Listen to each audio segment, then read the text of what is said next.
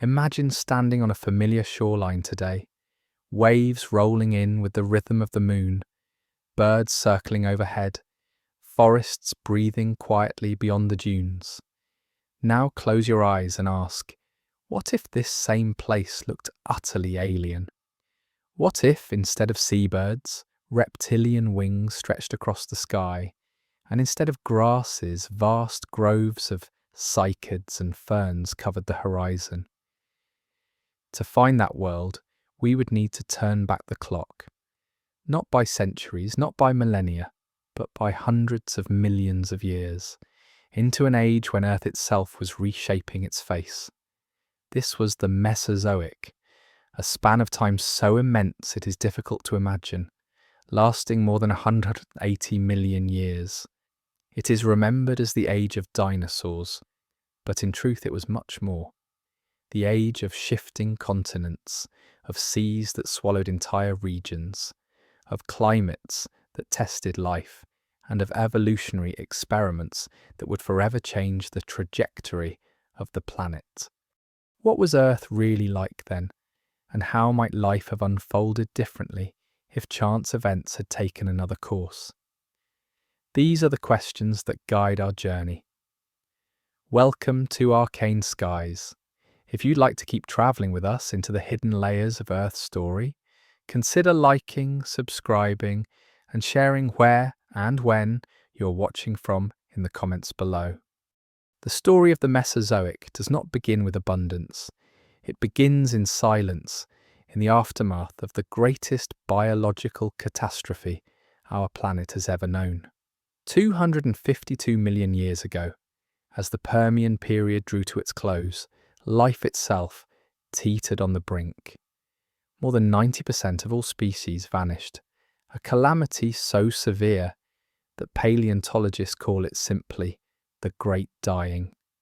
The fossil record falls silent across vast stretches of ancient rock, and in that silence we are forced to imagine a wounded Earth.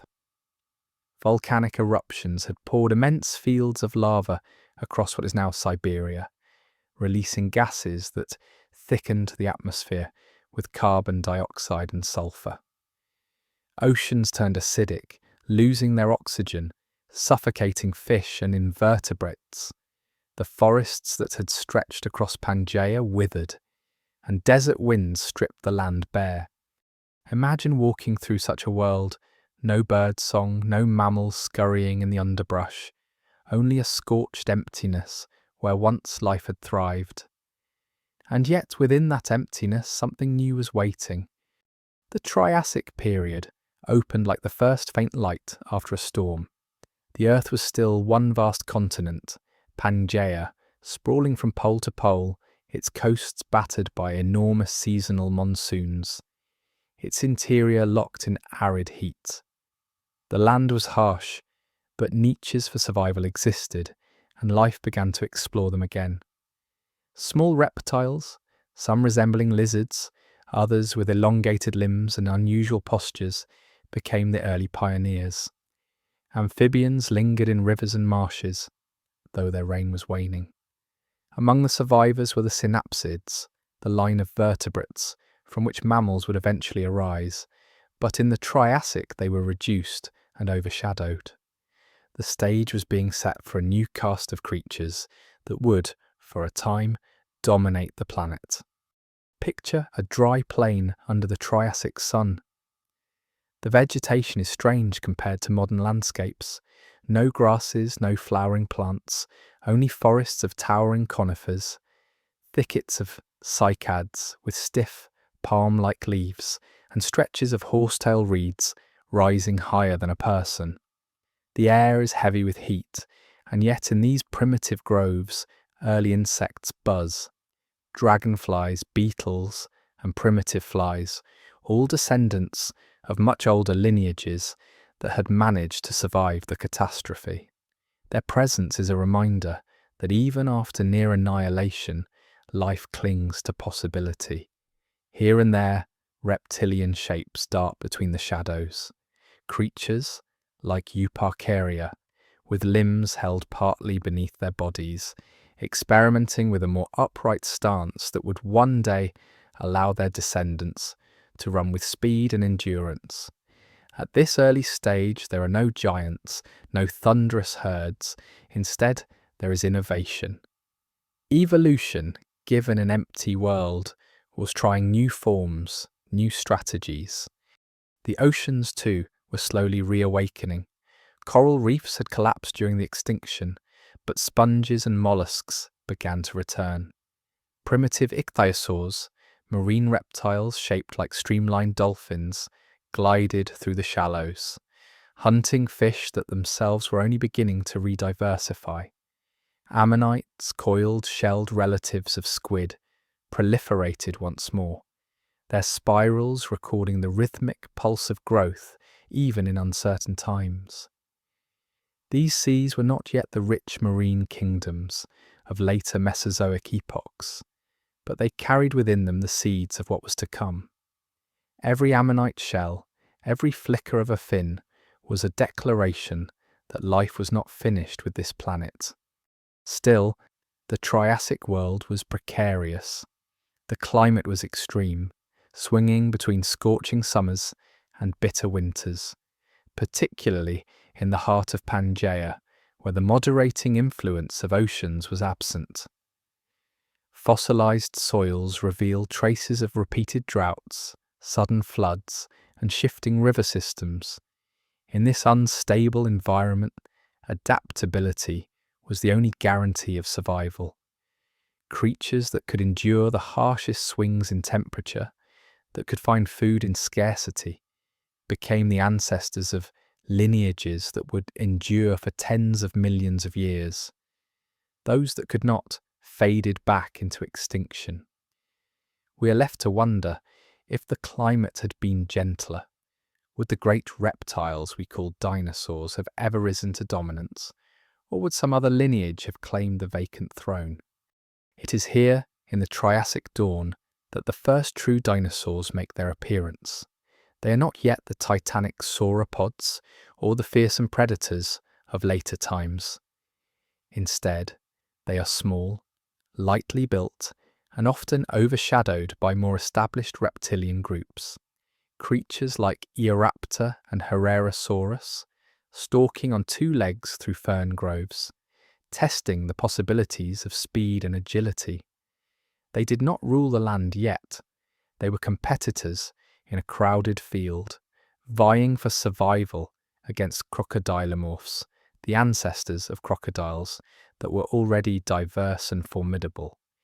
It is a reminder that the history we often simplify as the age of dinosaurs was, in its beginnings, far more complex, a contest of evolutionary strategies in a world still healing. The plants, too, tell a story of resilience. Without flowering plants, pollination relied on wind and primitive insects. Conifers rose high, their cones releasing seeds that would travel on dry air currents. Cycads and ginkgos spread slowly, their patterns etched into fossil leaves preserved in Triassic sediments. These were hardy species, capable of withstanding the arid interiors of Pangaea, and they built the scaffolding upon which herbivorous animals could feed. Without them, the later rise of colossal plant-eating dinosaurs would have been impossible. The landscape they created was alien to modern eyes, yet it contained the blueprint of future ecosystems. As the Triassic progressed, diversity gradually increased. Rivers once barren teemed again with fish. Floodplains that had known only sand became lush with cycads and ferns. Insect diversity expanded, offering new food sources for reptiles and amphibians alike. But the scars of the Great Dying lingered in the background, a reminder that extinction is never far. The very emptiness left by vanished species allowed others to rise, and in that paradox lies one of Earth's great truths. Destruction and creation are intertwined. The Mesozoic could not have unfolded without the clearing away of what came before.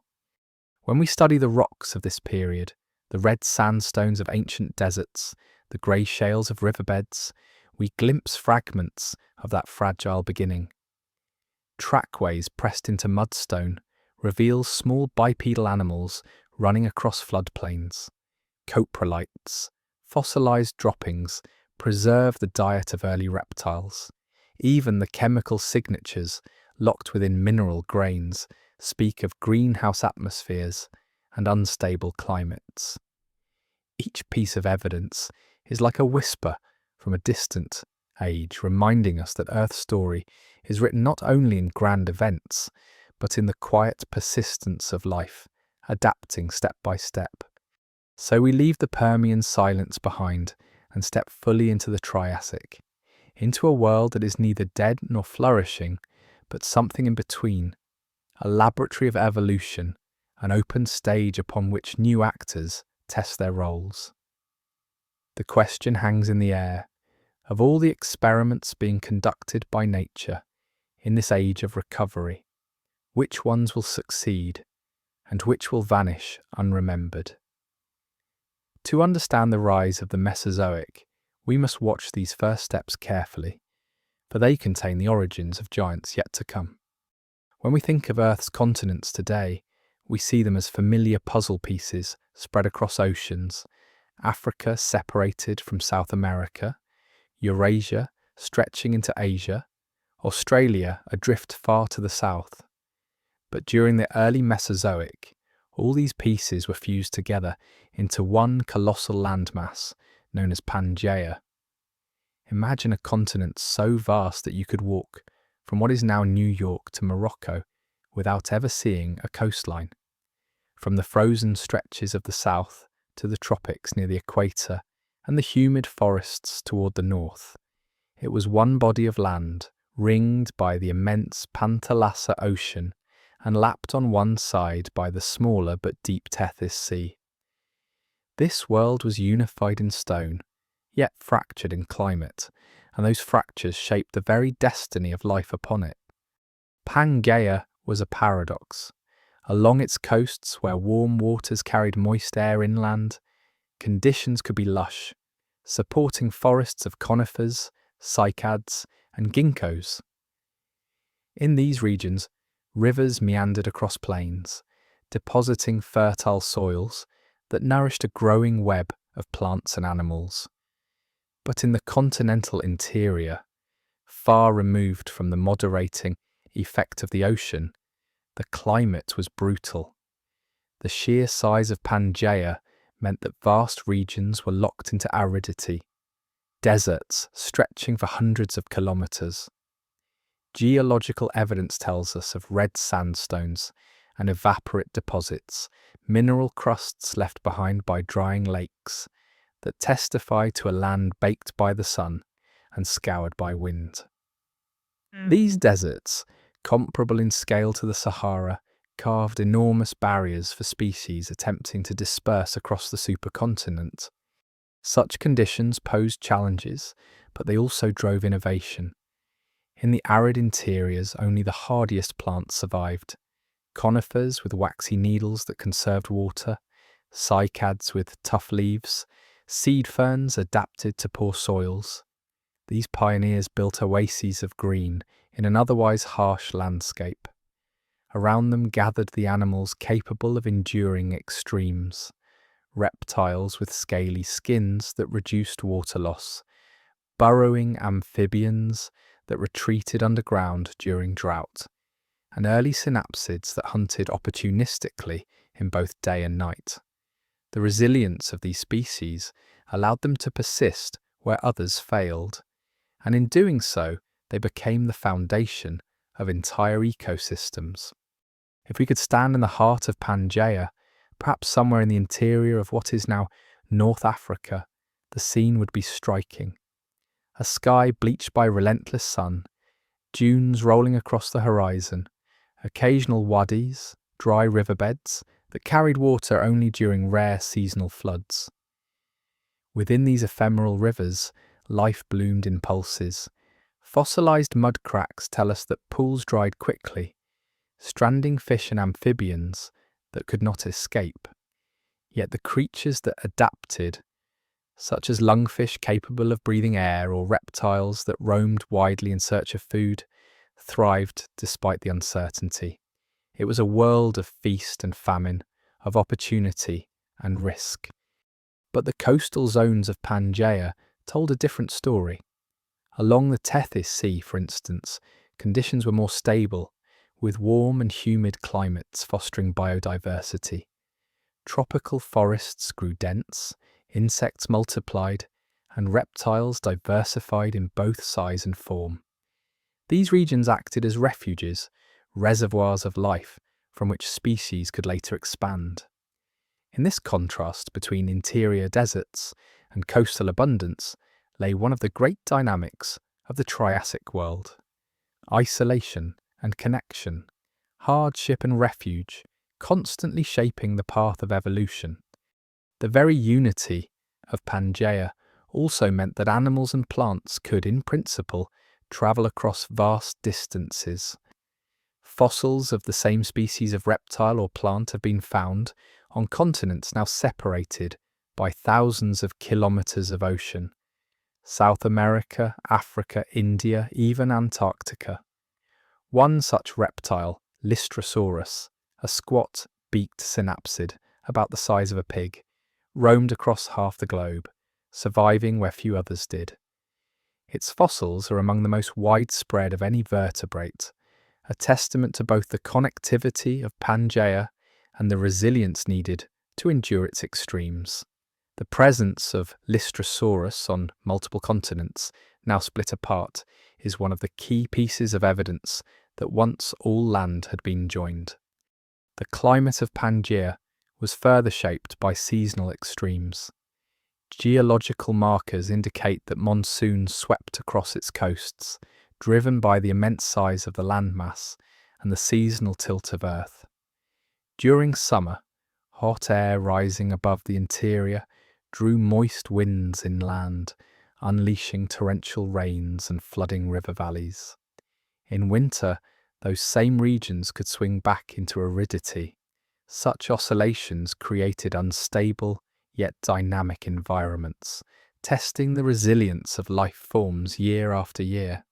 One can imagine herds of early reptiles migrating with the rains, following the brief flush of vegetation, or amphibians laying eggs in pools that might vanish within weeks. These harsh patterns raise an intriguing question. If Earth had remained a patchwork of smaller continents, rather than one giant Pangaea, would evolution have unfolded differently? Smaller continents would have meant more coastlines, more stable climates, more isolated pockets of biodiversity.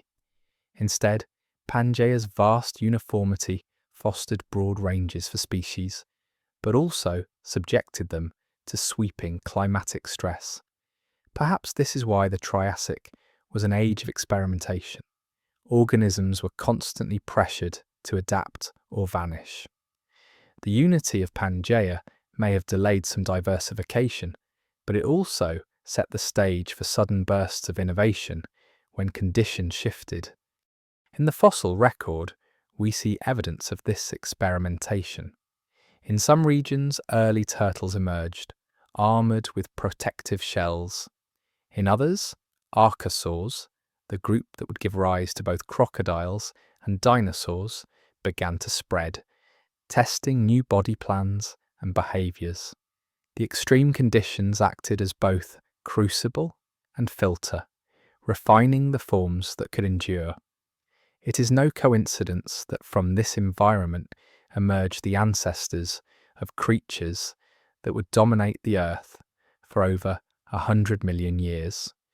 Beyond biology, the geology of Pangaea itself told a story of restlessness.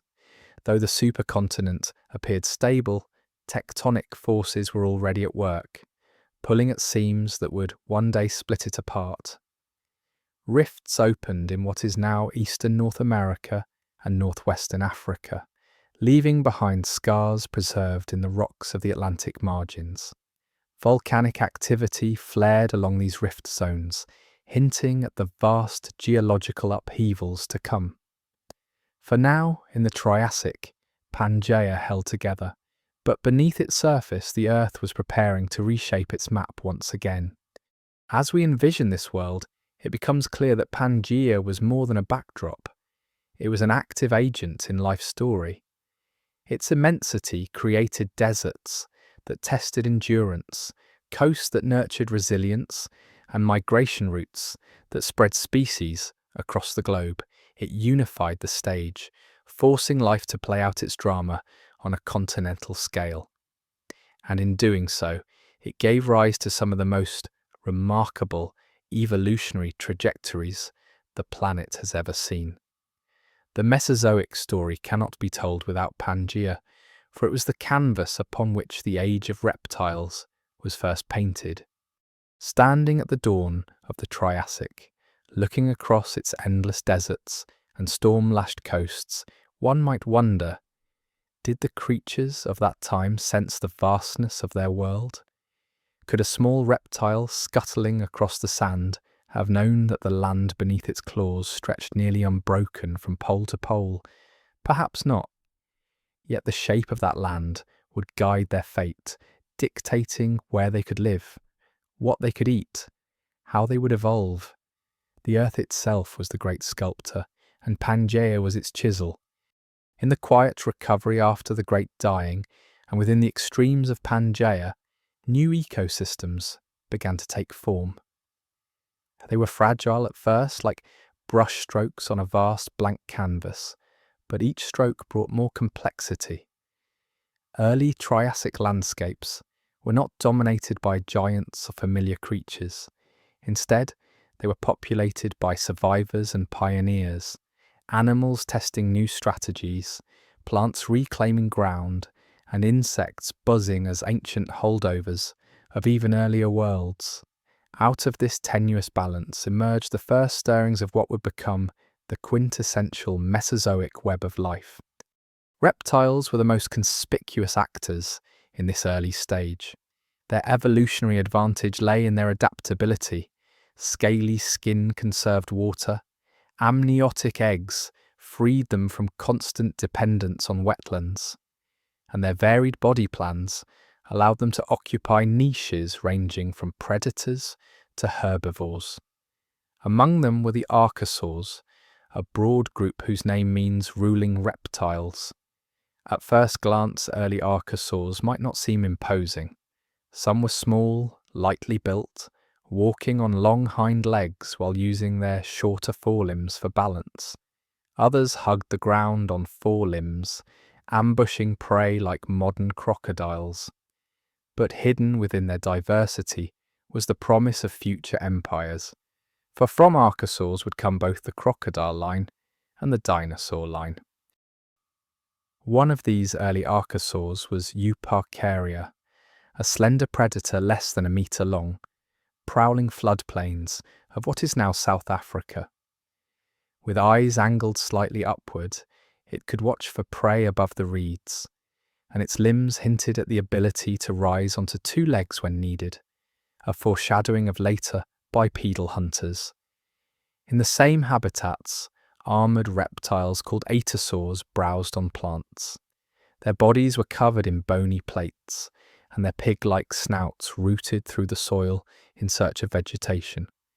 Though not yet dinosaurs, their heavy armour was a bold experiment in defence against the rising wave of carnivores. Alongside these archosaurs were the ancestors of crocodiles, though they did not yet resemble the sluggish semi-aquatic predators we know today.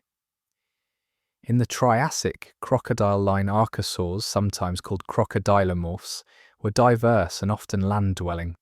Some sprinted after prey on long, gracile limbs, resembling wolves more than crocodiles. Fossil trackways from Poland and North America show these agile crocodilomorphs leaving narrow trails, their bodies held high off the ground. They were swift, adaptable, and dangerous, evidence that evolutionary success does not always take the form we expect from modern analogues. But reptiles were not the only survivors. Amphibians, though diminished, still clung to dominance in wetlands. Temnospondyls, enormous amphibians, some stretching 6 meters long, lurked in rivers and swamps. With wide, flat skulls and sprawling limbs, they resembled nightmarish salamanders, ambushing fish or unwary reptiles at the water's edge. Their persistence shows that, even after near extinction, some ancient lineages could still find refuge in Triassic ecosystems. In fact, their reign would continue deep into the period before giving way fully to reptiles. Above the rivers and plains, insects buzzed. Many carried echoes of the Paleozoic world, when oxygen levels had once been high enough to allow dragonflies with wingspans nearly a meter across. By the early Triassic, atmospheric oxygen had declined, and insects had shrunk to more modest sizes. Still, they were vital players. Beetles decomposed plant matter, dragonflies skimmed ponds, and cockroaches scuttled through the undergrowth. Insects linked plants and vertebrates in a cycle of pollination, decay, and predation. They may not have been as large as their Paleozoic ancestors, but their role in stabilizing ecosystems was irreplaceable. Plants, too, frame this emerging web. In the fertile belts near rivers and coasts, horsetails and ferns created dense ground cover, while cycads and conifers rose above them. Without grasses or flowering plants, these were the staples of Triassic herbivores. The cycads in particular, with their tough fronds and large seeds, offered both food and shelter. In turn, small reptiles and early synapsids fed on them, while insects carried their spores and seeds across landscapes. Slowly, ecosystems began to resemble functioning systems rather than fragile survivors clinging to life. Predator-prey interactions drove much of this complexity. Early predatory archosaurs hunted amphibians and smaller reptiles, forcing them to evolve defensive adaptations. Ichthyosaurs developed armor. Small lizard-like reptiles became more agile, scurrying into burrows to escape. Even synapsids, the mammal-like reptiles, had to adapt. Once dominant in the Permian, they'd been reduced to minor roles, often nocturnal insect eaters. Yet in their survival lay the seeds of mammals, which would only much later seize the opportunities left. After the dinosaurs' downfall, the Triassic ecosystems were not uniform across Pangaea. In some regions, the arid interior, life clung to scattered oases. In others, particularly along the Tethys Sea, biodiversity flourished in tropical forests. The fossil record from places like Madagascar, India, and Europe shows differences in species composition that hint at regional specializations. But the common thread across them all was experimentation. Evolution was testing body plans. Bipedal runners, armored grazers, amphibious giants, semi-aquatic predators. Some of these experiments would vanish by the end of the Triassic. Others would evolve into lineages that still live among us today. When we piece together these fragments, fossil bones, footprints, impressions of leaves, insect wings trapped in amber, we see a world not yet dominated by dinosaurs, but pregnant with possibility. Every adaptation was a response to the pressures of climate, geography, and competition. In the emptiness left by the great dying, life was inventing again. And it is worth asking, what if the balance had tipped another way? What if crocodilomorphs had continued their trajectory as swift land predators rather than retreating to swamps? What if the armored ichthyosaurs had diversified into dominant herbivores, crowding out dinosaurs before they could rise? Evolution is not destiny, but contingency. The Triassic reminds us that the history of life could have branched differently, and perhaps in some alternate Earth it did. As we leave these early ecosystems, one image lingers. A small bipedal reptile, darting across a fern-carpeted floodplain, while insects scatter overhead. It is not yet a dinosaur in the full sense, but it carries within its bones the architecture that will soon give rise to giants.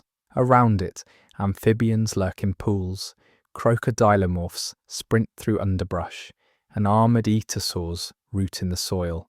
The Triassic world is alive again, not in abundance but in diversity of ideas.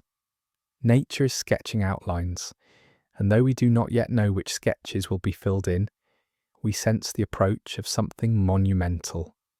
The great stage is nearly set. The creatures we call dinosaurs did not begin as rulers. In the earliest Triassic landscapes, they were small, fragile, and unremarkable compared to the fierce crocodile-line predators and armoured herbivores around them. Yet within their delicate frames lay innovations that would eventually propel them into one of the most successful reigns in Earth's history. To understand why dinosaurs rose while so many rivals faltered, we must look closely at their origins, at the subtle anatomical advantages that gave them the edge, and at the environmental pressures that magnified those advantages into supremacy. The first true dinosaurs appeared around 230 million years ago in the late Triassic. Their fossils emerge in places like Argentina, Brazil, and southern Africa, regions that were then connected along Pangaea's southern rim. Creatures such as Eoraptor, Herrerasaurus, and Staurikosaurus were among the earliest representatives. They were small, often no larger than a large dog, and they walked primarily on two legs. At a glance, they might seem little different from other Triassic reptiles. Yet subtle traits distinguished them. Their limbs were held erect beneath their bodies, not sprawled to the side like lizards or many crocodilomorphs. Their hips and ankles were designed for efficient forward motion. Their skulls were light, with openings that reduced weight while providing space for strong jaw muscles. These refinements made them not just survivors, but athletes of evolution. The erect posture alone was revolutionary. A reptile with legs splayed to the side moves with a gait like a lizard, swinging its body as it walks, limiting speed and endurance. Dinosaurs, with their pillar-like limbs aligned beneath them, could run more efficiently, cover more ground, and sustain activity without tiring quickly. This was not just about hunting prey, it was about migration, about endurance in a world where climates swung violently between wet and dry seasons. When rivers dried and food sources shifted, animals that could travel far and fast had the advantage. Dinosaurs carried that advantage in every step. Their respiratory system may have played a role as well. Fossil evidence suggests that dinosaurs inherited a system of air sacs connected to their lungs, similar to modern birds. This allowed a continuous flow of oxygen through the lungs, making breathing far more efficient than in most reptiles. In the Triassic world, where oxygen levels were lower than today, this adaptation may have been critical. While rivals tied in the heat, dinosaurs could keep moving, their muscles fueled by a steady stream of oxygen. This efficiency helped them withstand the extremes of Pangaea's climate. But anatomical refinements alone do not guarantee dominance. Dinosaurs lived in a competitive arena, sharing space with diverse archosaurs. Crocodilomorphs were formidable hunters, often larger than early dinosaurs, with crushing jaws and armoured hides. Ichthyosaurs monopolized certain herbivorous niches, rooting through vegetation behind their defensive plating. Rauisuchians, large crocodile-line predators with erect postures of their own, stalked the plains, some growing 6 meters long. For millions of years, these groups overshadowed the small, lightly built dinosaurs. It was not yet clear who would win the evolutionary contest. The turning point came through a series of ecological disruptions. The Triassic was a volatile age, marked by shifts in climate and geography. Volcanic activity, tectonic rifts, and fluctuations in sea level destabilized ecosystems again and again. During such upheavals, generalists, species flexible in diet and behavior, often outlasted specialists. Dinosaurs, with their diversity of forms and adaptability, fit that mold. Some early species were carnivores, swift and lightly built, capable of hunting insects, small reptiles, or even larger prey. Others began experimenting with herbivory, their teeth shaped for slicing plants. This flexibility allowed dinosaurs to exploit niches left vacant when rival groups declined. By the late Triassic, around 210 million years ago, the balance began to shift. Many of the great Rauisuchians vanished in localized extinctions, their large size and narrow ecological roles leaving them vulnerable. Ichthyosaurs, despite their armor, also dwindled. Crocodilomorphs survived but retreated into smaller ecological roles, eventually becoming semi-aquatic specialists. Into the void stepped dinosaurs. Their small bodies, efficient gaits, and adaptable diets allowed them to expand rapidly. Within a few million years, they spread across much of Pangaea, evolving into forms that would become the foundation of their later dominance. It is striking to realize how narrow their victory may have been. Had Rauisuchians persisted, dinosaurs might never have risen. Had climate shifts favored the armored herbivores, the age of dinosaurs might have been the age of ichthyosaurs instead. Evolution is full of such contingencies. Yet in the actual history of Earth, it was the dinosaurs who seized the opportunity. Their success was not inevitable, but once they gained momentum, it proved unstoppable. The first major branches of dinosaurs reflect this diversification. Theropods, the lineage that would later give rise to giants like Allosaurus and eventually birds, began as small bipedal carnivores like Coelophysis. With long necks, sharp teeth, and lightweight frames, they hunted in packs or alone across floodplains. Sauropodomorphs, the ancestors of the giant long-necked sauropods, began modestly as creatures like plesiosaurs, browsing on ferns and cycads while walking both on 2 and 4 legs. Ornithischians, the plant-eaters that would eventually evolve into horned ceratopsians and duck-billed hadrosaurs, were still rare in the Triassic, but the foundations of their lineage were forming. From these beginnings, the full diversity of the Jurassic and Cretaceous was already latent. If we could stand on a Triassic plain and watch, we might see herds of Plateosaurus moving across a landscape of cycads, their long necks sweeping from side to side as they stripped leaves. In the distance, a group of Coelophysis darts among the ferns, their slender bodies weaving in and out of shadow as they chase smaller reptiles.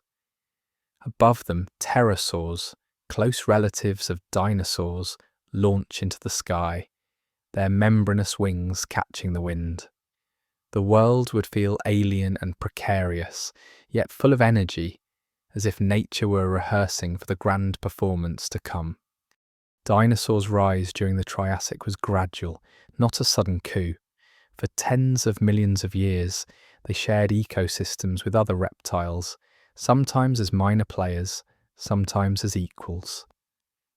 Only by the very end of the Triassic, when another extinction event struck, did they emerge as the dominant land animals? That extinction, triggered by massive volcanic eruptions as Pangaea began to break apart, wiped out many of their competitors. Dinosaurs, with their resilience and adaptability, passed through the bottleneck and emerged into the Jurassic with room to expand into giants. Their ascendancy was born not only from their anatomy, but from the collapse of rivals. And so, from small beginnings, dinosaurs gained the foothold that would carry them through the next 135 million years. Their story reminds us that evolution is not about perfection, but about timing, opportunity, and the ability to endure change.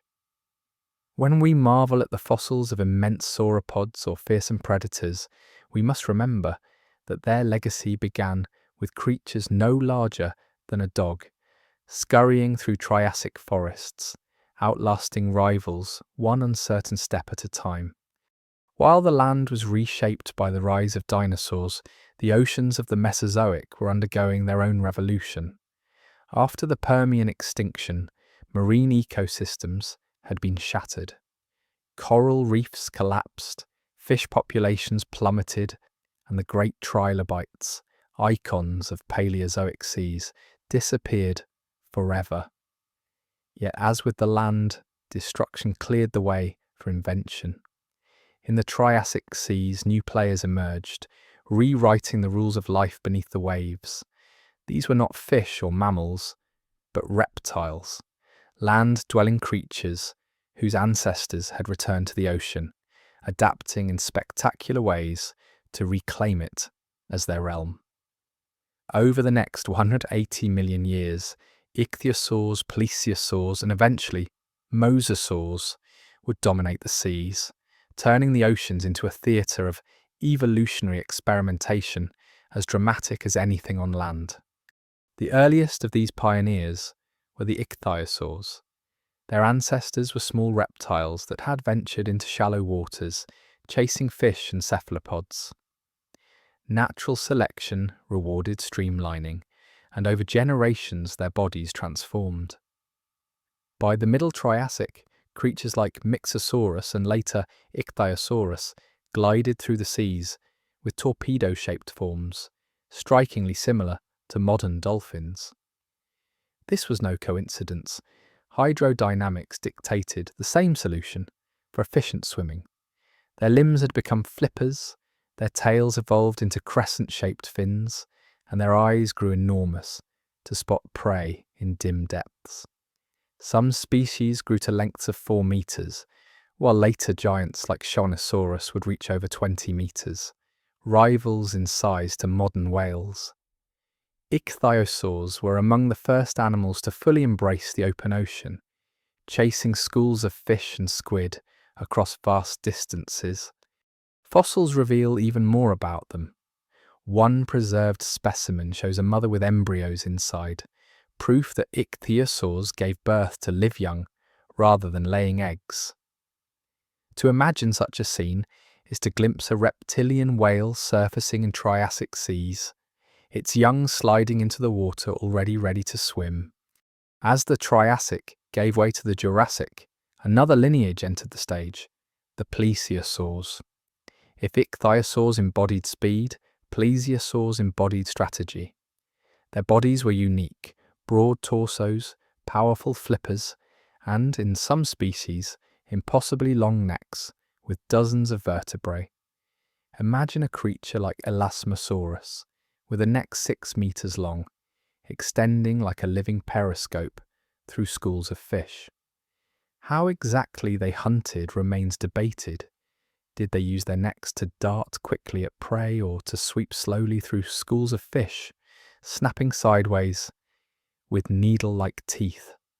Other plesiosaurs had shorter necks but larger heads, adapted for brute force predation. Together, they dominated shallow seas and coastlines, their 4 synchronized flippers allowing them to fly underwater with uncanny grace. Unlike ichthyosaurs, which often stayed in the open ocean, plesiosaurs hugged continental shelves, ruling ecosystems rich in fish, ammonites, and smaller reptiles. In the late Cretaceous, another group would seize the oceans, the mosasaurs. Descended from lizards, mosasaurs were latecomers, appearing only after ichthyosaurs had vanished and plesiosaurs had begun to decline. But their rise was meteoric. With long muscular bodies, paddle-like limbs, and double-hinged jaws lined with conical teeth, they became apex predators of the final Mesozoic seas. Some species, like Mosasaurus hoffmanni, stretched over 15 meters, stalking prey with terrifying power. They fed on anything they could catch: fish, ammonites, turtles, even smaller marine reptiles. Fossil stomach contents reveal crushed bones, suggesting they bit through shells and skeletons with ease. Unlike plesiosaurs or ichthyosaurs, mosasaurs were close akin to modern monitor lizards. Yet in the ocean, they rivaled sharks and whales as top predators. In the last 10 million years before the Great Extinction, mosasaurs dominated seas from Europe to North America to New Zealand. Their reign cut short only by the asteroid impact at the end of the Cretaceous. These reptiles were not alone. The Mesozoic seas teemed with ammonites, spiral-shelled relatives of squid and octopus, which diversified wildly in shape and size. They were keystone species, food for reptiles and fish alike, and their shells are so common in the fossil record that geologists use them to date layers of rock. Alongside them swam belemnites, bullet-shaped relatives of squid, whose internal skeletons left fossil guards scattered in limestone beds. Sharks, though overshadowed by reptiles, persisted through it all, adapting to survive both before and after the reptiles' dominance. The oceans were not barren wastelands, but vibrant ecosystems, with multiple layers of predators and prey interwoven into complex food webs. The return of reptiles to the ocean highlights one of evolution's most fascinating patterns: convergence. Mammals would not evolve whales until tens of millions of years later, yet ichthyosaurs and whales share nearly identical body shapes, despite being separated by vast evolutionary distances.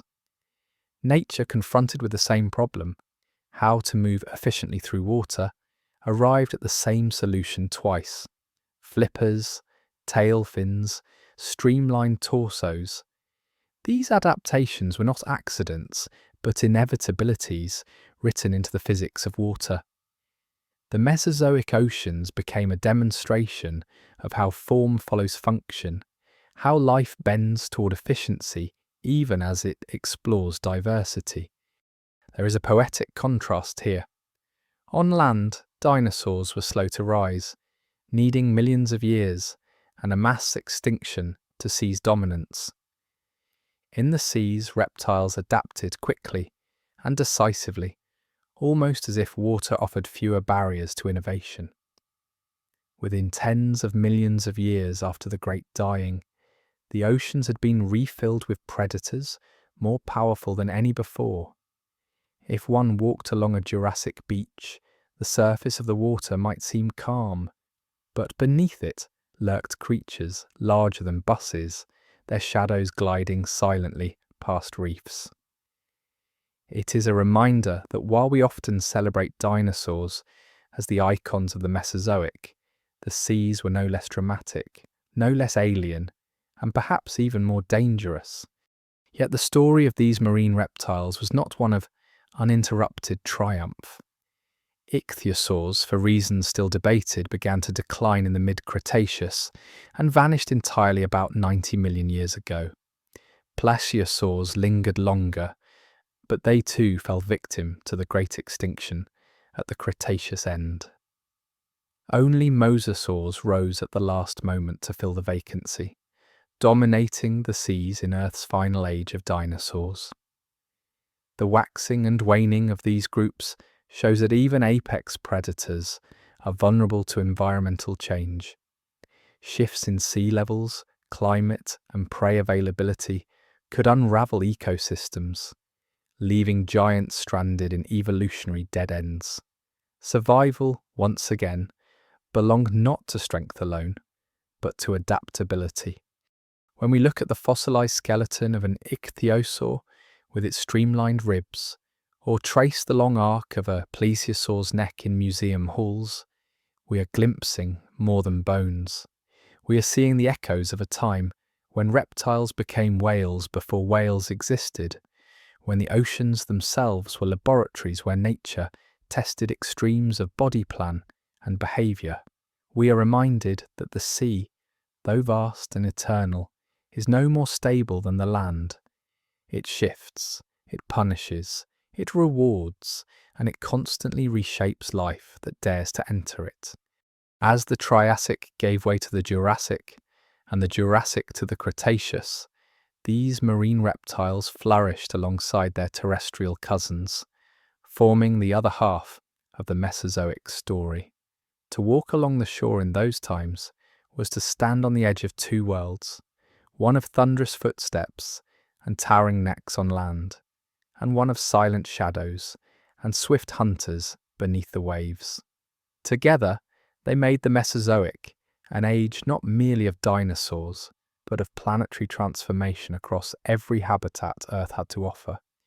For tens of millions of years, Pangaea had been the stage upon which Triassic life played out, a single, sprawling continent bound together by tectonic forces.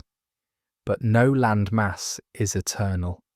Beneath its vast deserts and storm-lashed coasts, the restless engine of plate tectonics was at work, pulling at seams, building tension in the crust, preparing for a slow but monumental rupture. By the late Triassic and into the Jurassic, the first cracks appeared, heralding one of the most dramatic geological events in Earth's history, the breakup of Pangaea. From that moment onward, Earth would begin to resemble the fractured world map we know today, with continents adrift, oceans widening, and climates transforming in response. The evidence lies in the rocks themselves. In what is now eastern North America, great rift valleys formed, stretching from present-day Nova Scotia down through New Jersey and Virginia, echoing the shape of Africa across the Atlantic. Within these rifts, lava flowed from colossal fissures, leaving behind thick basalt layers that still underlie much of the region.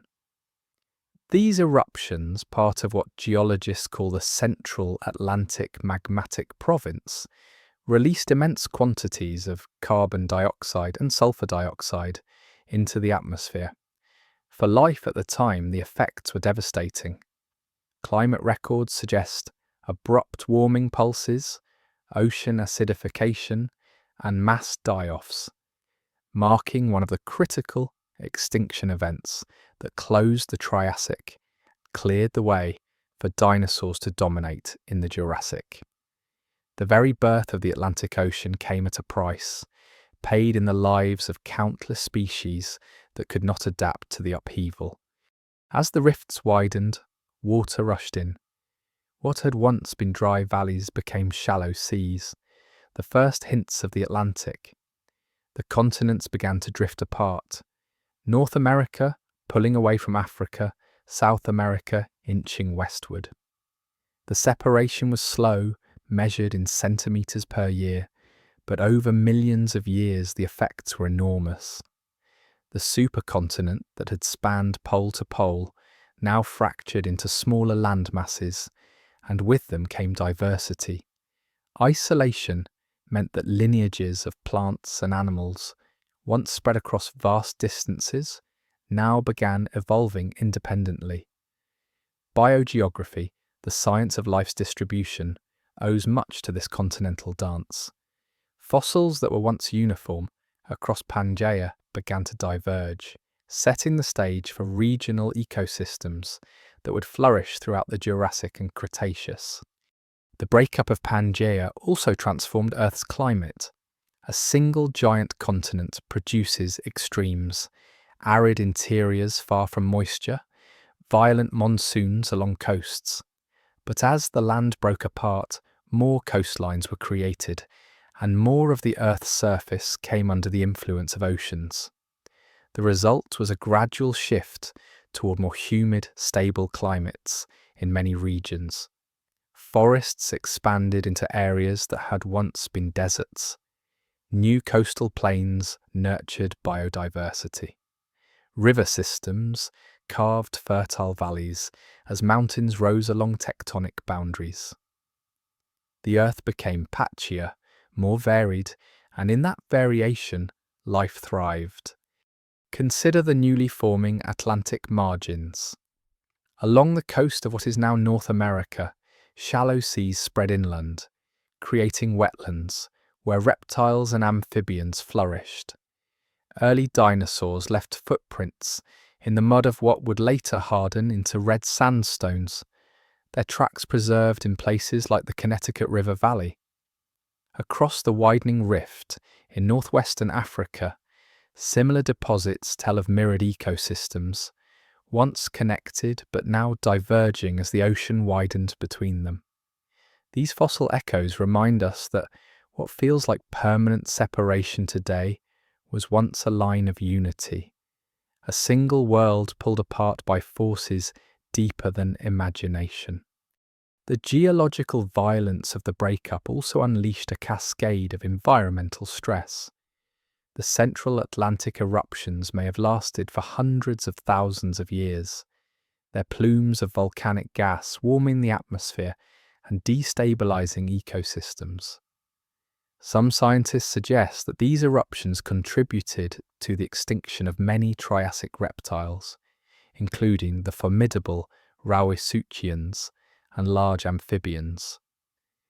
Dinosaurs, already possessing efficient lungs and high endurance, may have been better adapted to survive in these unstable climates, and so their rise was accelerated.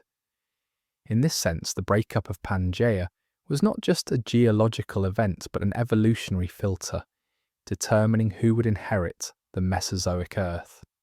As the Jurassic progressed, the drifting continents reshaped ocean currents. The Tethys Sea, once a narrow gulf along Pangaea's edge, expanded into a warm, tropical corridor connecting east and west. It became a cradle of marine biodiversity, home to ammonites, plesiosaurs, and reef systems that spread across its shallow waters. Meanwhile, the Atlantic deepened, altering circulation patterns that carried heat around the globe. These changes influenced rainfall, storm patterns, and temperature gradients, weaving new tapestries of climate that reshaped the biosphere. The world was no longer unified by a single landmass. It was entering an age of regionalism, where ecosystems evolved in relative isolation, creating mosaics of life. We can glimpse the impact of this fragmentation in the distribution of fossils. For example, sauropods, long-necked dinosaurs, emerged and spread widely in the Jurassic. Yet the species in South America began to differ from those in Africa as the Atlantic widened. Theropods in North America diverged from their European kin. The land itself was sculpting evolution by separating populations and forcing them to adapt to new climates and geographies. Without the breakup of Pangaea, dinosaur evolution might have been far less diverse. Instead, it exploded into a kaleidoscope of forms, from the enormous Brachiosaurus in North America to the equally colossal Giraffatitan in Africa. The breakup also reminds us of the intimate link between Earth's deep geology and the surface of life. To a creature scurrying among ferns in the late Triassic, the distant rumble of volcanic eruptions or the slow sinking of land into shallow seas might have seemed irrelevant. But those tectonic shifts determined the fate of entire lineages. They created new habitats, destroyed old ones, and unleashed climate fluctuations that tested survival. Life is always at the mercy of Earth's deeper rhythms, sculpted by forces far beyond the scale of any individual species. And so, in the story of the Mesozoic, the breakup of Pangaea stands as both catastrophe and opportunity. It ended one chapter of stability and opened another of diversity. It extinguished rivals and cleared the path for dinosaurs to rise. It widened oceans, shifted climates, and seeded the world with the patchwork continents we recognize today. If Pangaea had held together, perhaps evolution would have followed a simpler, more uniform path. Instead, the world fractured, And in that fracturing came richness, complexity, and the foundation for the earth we inhabit now. To imagine the moment is to stand on the edge of a Triassic rift valley, lava pouring from fissures, the air shimmering with heat. Above, a small theropod dinosaur darts across cracked earth, oblivious to the fact that beneath its feet, continents are being torn apart. It cannot know that its descendants will one day stride across divided worlds, that the cracks widening underfoot are carving the future. The earth is in motion, and everything upon it must move with it. With the Triassic closing in fire and extinction, the Jurassic dawned in renewal. The Earth of the early Jurassic, around 200 million years ago, was a world transformed. The great volcanic outpourings that split Pangaea had ended many lives, but also reshaped the stage. The atmosphere, loaded with carbon dioxide, warmed the climate, and rainfall patterns shifted as the continents slowly pulled apart. Where deserts had once stretched unbroken, forests of ferns and conifers now expanded. The land was no longer so dominated by drought, but instead by warmth and moisture. In this rejuvenated environment, dinosaurs stepped into their inheritance, rising not as marginal creatures, but as the architects of entire ecosystems. The fossil record reveals the change vividly. In Triassic strata, dinosaurs appear as small scattered forms among diverse competitors. By the early Jurassic, they dominate footprints and bone beds, spreading into every niche from floodplains to upland forests. This was not yet the world of enormous sauropods and fearsome predators that would come later, but it was the foundation. Small theropods hunted in packs, early sauropodomorphs grew into bulky browsers, and the first ornithischians began carving out their plant-eating strategies. The ecosystems of the early Jurassic were vibrant, dynamic, and distinctly dinosaurian. Imagine standing in what is now the southern hemisphere, perhaps the ancient floodplains of South Africa, where fossils of Mesospondylus have been uncovered. Herds of these long-necked plant-eating dinosaurs browse among cycads and conifers. Their bodies 4 to 6 meters long, their forelimbs shorter than their hind limbs, allowing them to rise up and strip foliage from higher branches. Their nests, preserved in stone, show that they returned year after year to the same sites, laying clutches of eggs in shallow pits. The embryos reveal a surprising detail. Hatchlings may have walked on all fours, only later adopting the more upright stance of adults. Such discoveries hint at complex life histories and the beginnings of social behaviours that would characterise many later dinosaurs. Nearby predators stalk. One of the most successful was Dilophosaurus, a slender theropod with twin crests arcing over its skull. At over 6 meters long, it was among the largest carnivores of its time, preying on smaller dinosaurs and scavenging carcasses. Its lightweight frame and long legs suggest speed, a hunter adapted to open floodplains. We do not know if its crests were for display, species recognition, or sexual selection, but they remind us that, even at this early stage, dinosaurs were experimenting with ornamentation and communication. To witness a group of Dilophosaurus moving across a fern plain would have been to see power and grace blended with a hint of spectacle. The forests themselves were changing, with Pangaea fragmenting, climates moderated, and rain-nourished green belts across many regions. Conifers dominated the canopy, towering trees with needle-like leaves adapted to both wet and dry conditions. Beneath them, tree ferns and horsetails filled the understory, while cycads sprouted in groves. The absence of flowering plants gave the forests a strange quality, alien to modern eyes, yet lush and vibrant. These plants became the foundation of the new ecosystems, feeding herbivores directly and supporting insects that in turn fed reptiles and early mammals.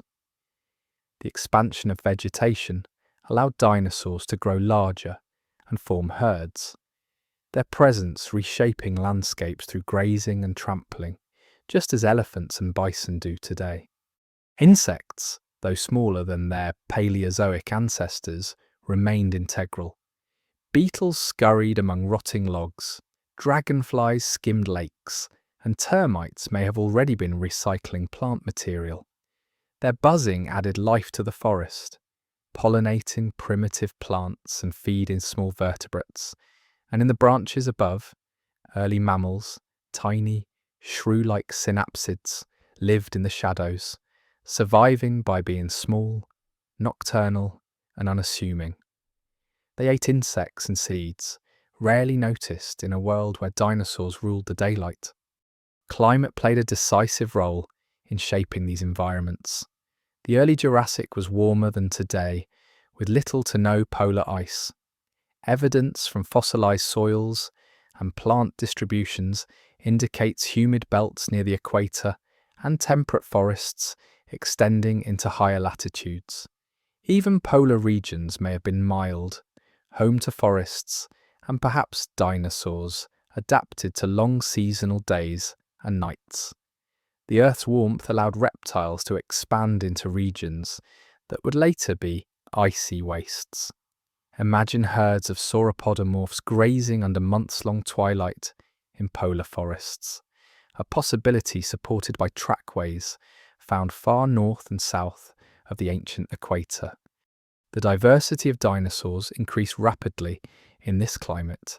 Theropods like Chelophysis and Syntarsus proliferated, hunting small reptiles, amphibians, and mammals.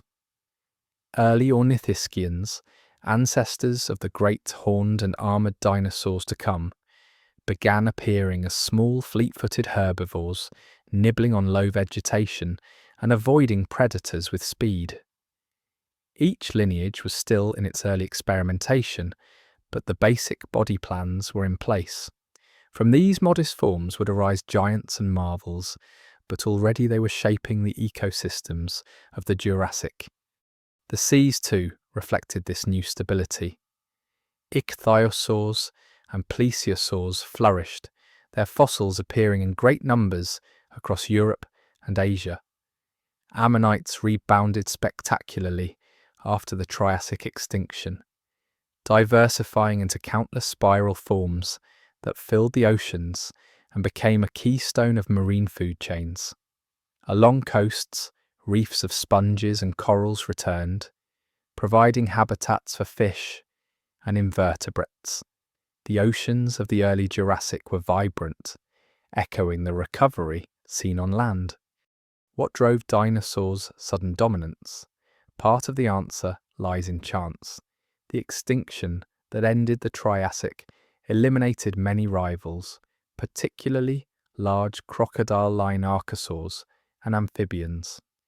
Dinosaurs, with their efficient lungs, upright posture, and adaptability, were simply better suited to the warm, fluctuating climates of the Jurassic. They could endure, expand, and fill niches left empty. Yet their rise was also the product of resilience. They had survived earlier in small numbers, biding their time, carrying within their anatomy the tools needed to flourish when the opportunity arose. Once unleashed, their expansion was explosive, and no rival would challenge their supremacy for the next 135 million years. To imagine the early Jurassic is to see a planet in transition. Volcanic scars still mark the land, but forests cloak the wounds. Dinosaurs, once marginal, moved in herds across plains, browsed in forests, and hunted along riverbanks.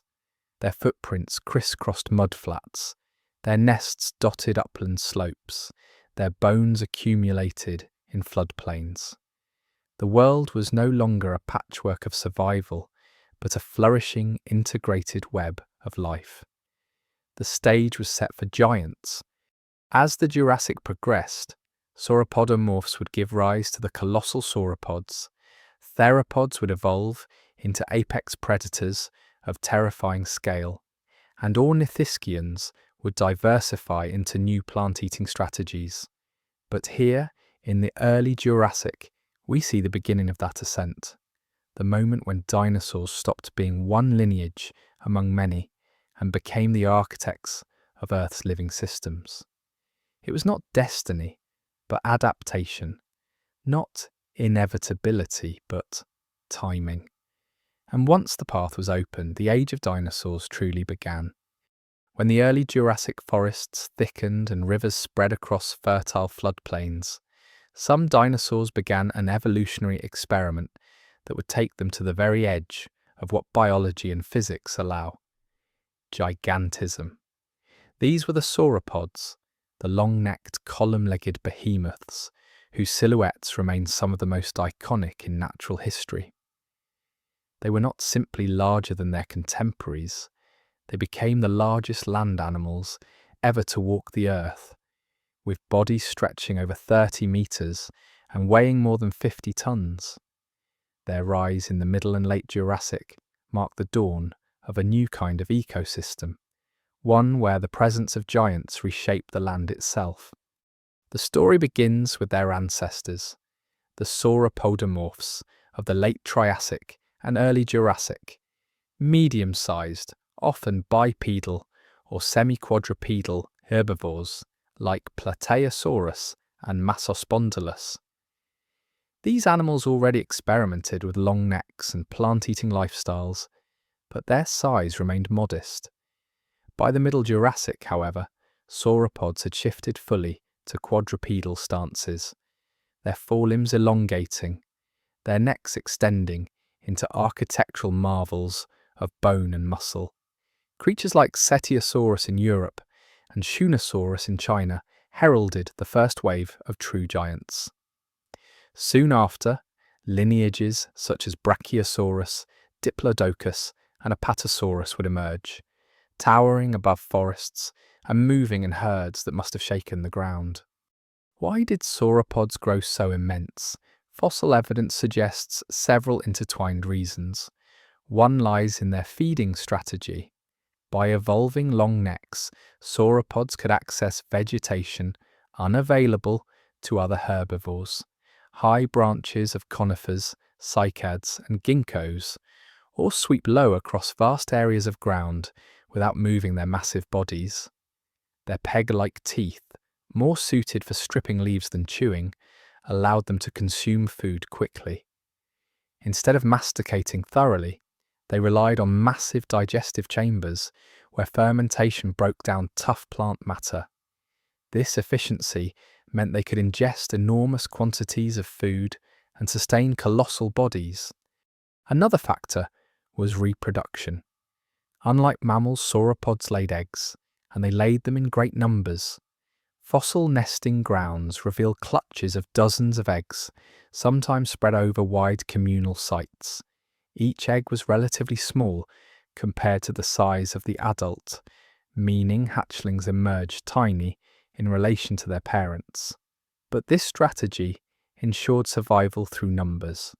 Even if predators took many young, enough survived to maturity to maintain populations. Rapid growth rates revealed by microscopic rings in fossil bones show that juveniles race to adult size in a matter of decades, reducing their vulnerability window. Some sauropods may have gained several kilograms every day during their fastest growth phases, an unimaginable pace by human standards. The biology of such gigantism raises questions that paleontologists have pursued for generations. How could bones support such weight? How did muscles pump blood to brains held meters above the heart? How did lungs supply oxygen to such vast bodies?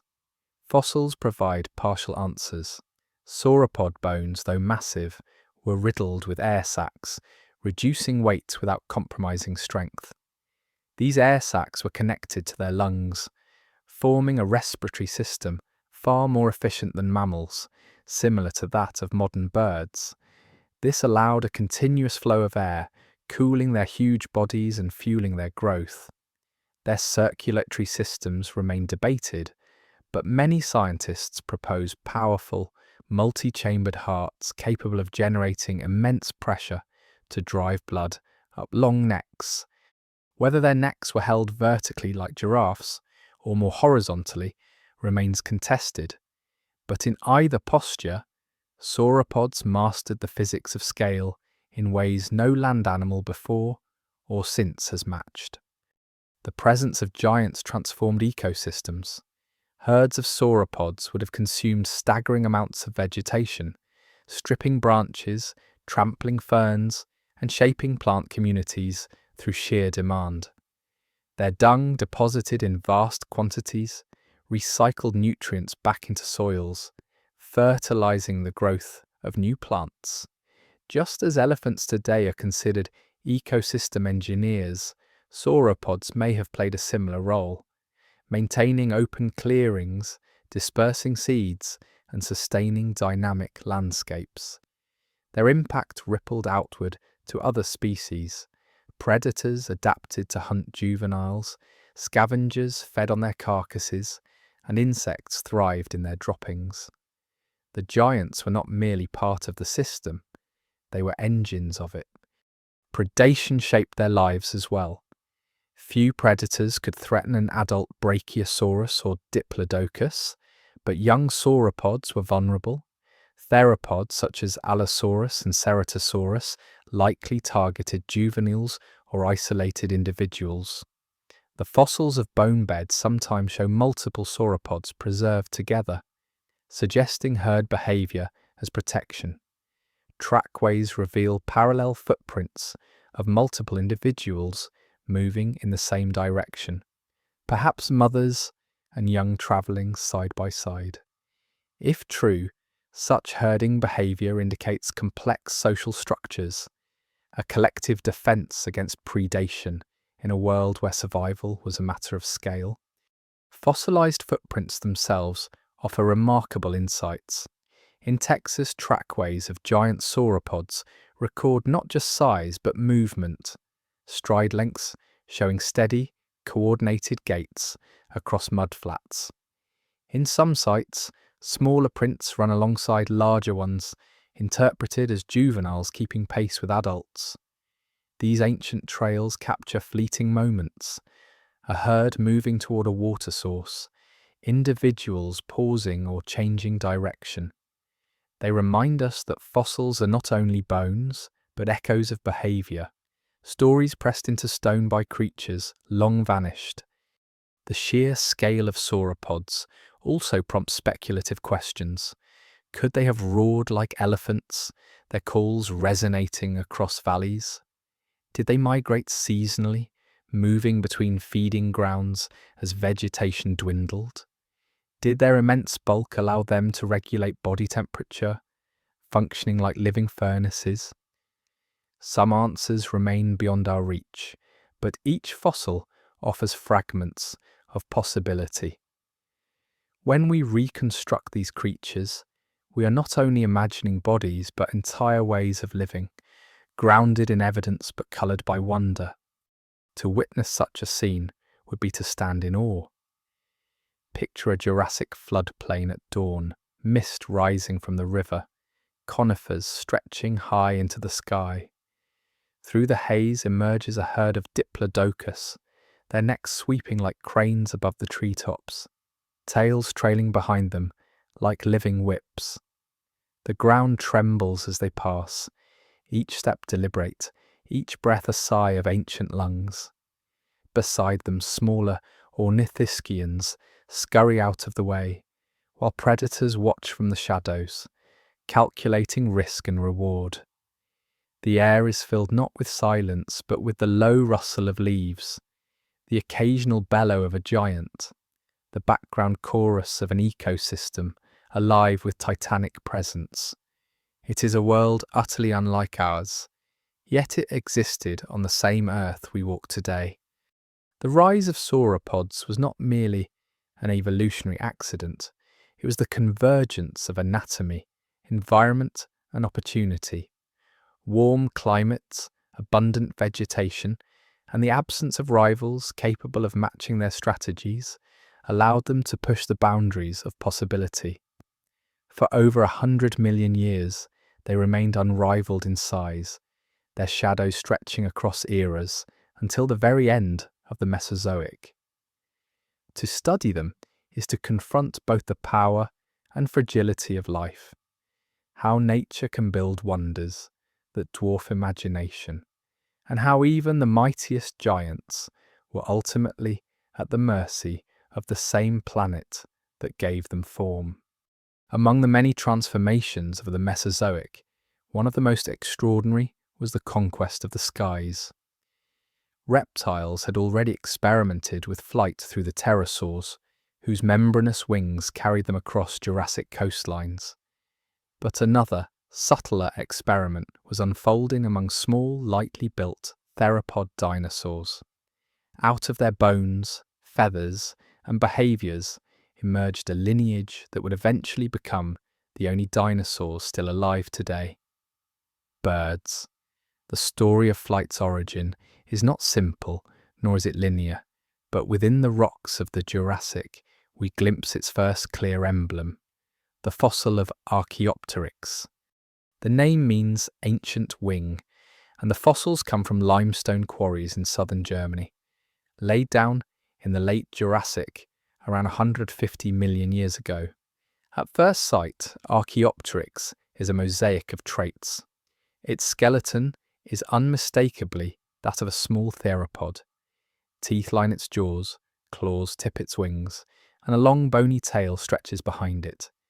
Yet imprinted around the bones are feathers, modern in structure, asymmetrical and vanned, designed for aerodynamic function. It is both dinosaur and bird, a transitional form caught in stone. Since its discovery in the 19th century, Archaeopteryx has been a symbol of evolution itself, a tangible link between ancient reptiles and the sparrows and eagles we see today. But feathers themselves are older than flight. Fossils from China, particularly from the Liaoning province, reveal small theropods covered in downy or filamentous feathers tens of millions of years before Archaeopteryx. These include creatures like Sinosauropteryx with simple filamentous coverings, and Microraptor with complex wing-like feathers not just on its arms but also on its legs, forming a four-winged glider. Feathers likely began as insulation, keeping small-bodied dinosaurs warm in cooler climates. Later, they were adapted for display, their colours and patterns signalling health, dominance, or courtship, much as peacocks flaunt their tails today. Only after these uses were established did feathers become tools of flight. This layered history reminds us that evolution often repurposes features rather than inventing them anew. How, then, did flight evolve? Two major hypotheses have long been debated. The trees down model suggests that small feathered dinosaurs first glided from tree to tree, using their feathers to extend jumps or control falls. Over time, these gliders refined their motions into powered flight. The ground-up model, by contrast, envisions fast-running predators using feathered forelimbs to assist with leaping, chasing insects, or stabilizing while climbing slopes. Both scenarios find support in fossils and modern analogues. Birds today still exhibit behaviours like wing-assisted incline running, where chicks flap their small wings to scramble up steep surfaces, an echo of what their ancestors may have done. Perhaps the truth lies in a blend. Feathers served multiple purposes, and as they became more complex, they opened new pathways for locomotion that eventually culminated in flight.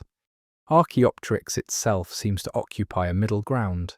Its feathers suggest aerodynamic capability, but its breastbone lacked the large keel that modern birds use to anchor powerful flight muscles. Its shoulder girdle allowed limited flapping, perhaps suited for short bursts of powered flight or extended glides. Its claws indicate it may have climbed trees, launching from branches into the air. In life, it was likely a capable, but not masterful flyer, inhabiting a twilight world between grounded dinosaur and soaring bird. Each fossil specimen, 10 or so have been found, adds nuance, showing variations in feather arrangement or bone shape that hint at ongoing experimentation. The broader context makes Archaeopteryx less an isolated, missing link, and more part of a diverse radiation of feathered theropods. By the late Jurassic and into the Cretaceous, many small dinosaurs were evolving feather-like coverings, and some were clearly adapted for arboreal or aerial lifestyles. Microraptor, with its 4 wings, likely glided between trees in Cretaceous forests. Anchiornis, with long feathers on both arms and legs, suggests multiple lineages were trying different solutions. Evolution was not a straight line, but a branching tree of attempts, only some of which led to modern birds. What advantage did flight offer? Beyond escape from predators, flight opened new ecological niches. Insects were abundant, and aerial mobility made them easier to catch. Trees provided food sources in the form of seeds, fruits, and small animals, accessible only to those who could reach the canopy. Flight also enabled dispersal, colonizing islands, crossing rivers, following shifting habitats. In an age where predators stalked the ground and oceans teemed with reptiles, the skies offered an open frontier. The lineage that became birds seized that frontier with feathers, transforming from grounded runners to masters of the air. The evolution of flight also reshaped physiology. Small theropods already had high metabolisms, supported by efficient lungs with air sacs similar to those of modern birds. Feathers improved insulation, supporting endothermy, the ability to generate body heat. These traits together created animals that were warm-blooded, agile, and capable of sustained activity. In a sense, flight was not just an anatomical change, but a full physiological revolution. The first birds were not only new in form, but in function, living at a pace faster and more demanding than most reptiles could match. If we could travel back to a Jurassic lagoon, we might see Archaeopteryx perched on a branch above shallow water, its feathers ruffled in the breeze. Below, Compsognathus, a small theropod cousin, darts after insects along the shoreline.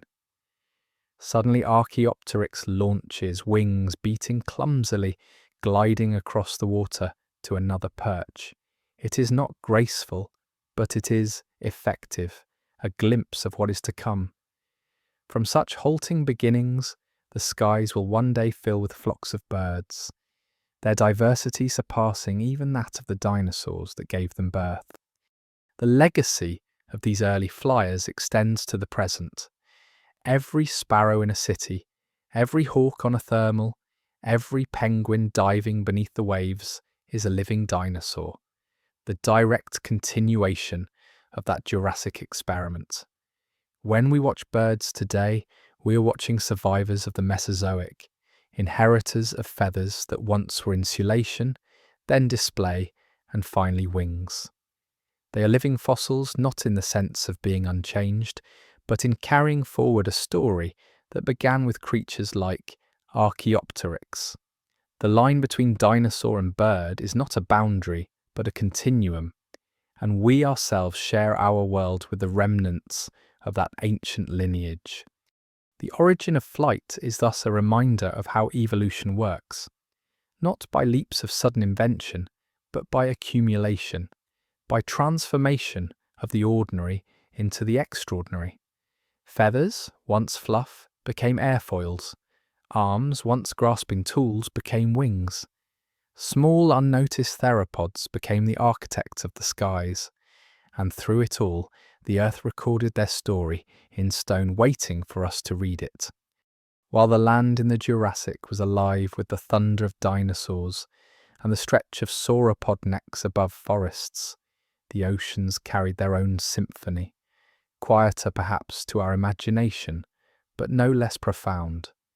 If one could dive into the warm seas of the Jurassic, slipping beneath the sunlit surface of the Tethys or the widening Atlantic, the scene would feel at once alien and familiar. Schools of fish darted through reefs, predatory reptiles patrolled deeper waters, and mollusks with spiraled shells drifted in endless numbers.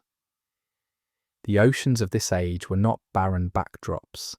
They were ecosystems of delicate balance, and in their steady rhythms lay much of the stability that allowed life on land to flourish. At the foundation of these seas were reefs. After the catastrophic extinction at the end of the Permian, reefs had been nearly obliterated. Their builders, ancient corals and sponges, wiped away. By the Jurassic, however, reefs had returned, reborn with new vigour. Corals similar to those alive today, stony architects secreting calcium carbonate skeletons, spread across shallow tropical waters. Alongside them, sponges and algae filled niches, building habitats for countless smaller organisms. These reefs teemed with life. Crustaceans scuttled through crevices, fish wove among coralline towers, and cephalopods hovered nearby. In their structure, they mirrored the coral reefs we know, yet in their residence they told of a world still experimenting with form. The oceans were also home to ammonites, whose coiled shells remain among the most abundant fossils of the Mesozoic. These cephalopods, relatives of squids and octopuses, filled the seas with dizzying diversity. Their shells, sometimes smooth, sometimes ribbed or spiked, reflect adaptations to different habitats and predators. Some species were small, no larger than a coin. Others rivaled a human in size. Ammonites drifted through the water column as both predators and prey, feeding on plankton, small fish, and other invertebrates. Their role in the ecosystem was so central that when they declined, entire food webs shifted. Today, geologists rely on their fossils not just for beauty, but for precision. Their rapid evolution means that the presence of a particular ammonite species can date a rock layer within a span of 1 million years, or less. Each shell is both a relic of life and a clock of deep time. Alongside ammonites lived belemnites, another lineage of cephalopods. Unlike their coiled cousins, belemnites resembled modern squids, with streamlined bodies and 10 arms lined with hooks instead of suckers.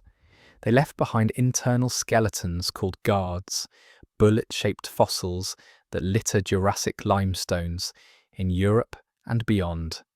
To predators, belemnites offered fast-moving meals, darting with jet propulsion through schools of fish.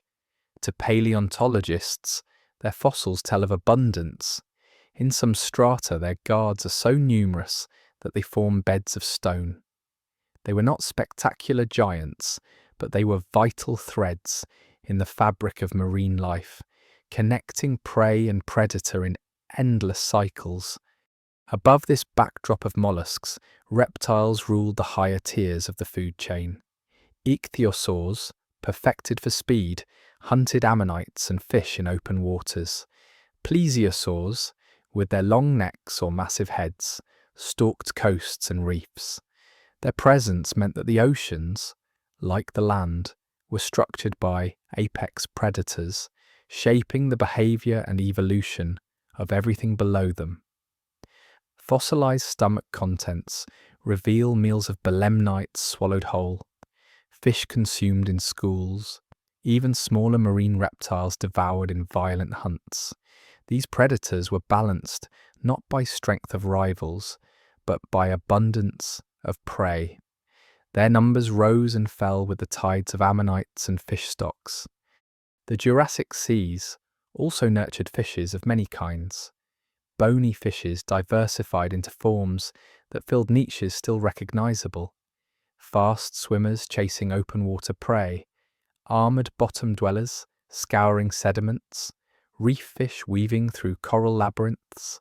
Sharks, too, prowled the waters, their cartilaginous skeletons rarely fossilized, but their teeth preserved in profusion. Though overshadowed by marine reptiles, sharks remained constant survivors, evolving steadily, waiting patiently for their opportunity to reclaim dominance after the Mesozoic reptiles vanished. Their persistence reminds us that the oceans carry long memories, often preserving lineages across extinctions. Balance was the essence of these ecosystems.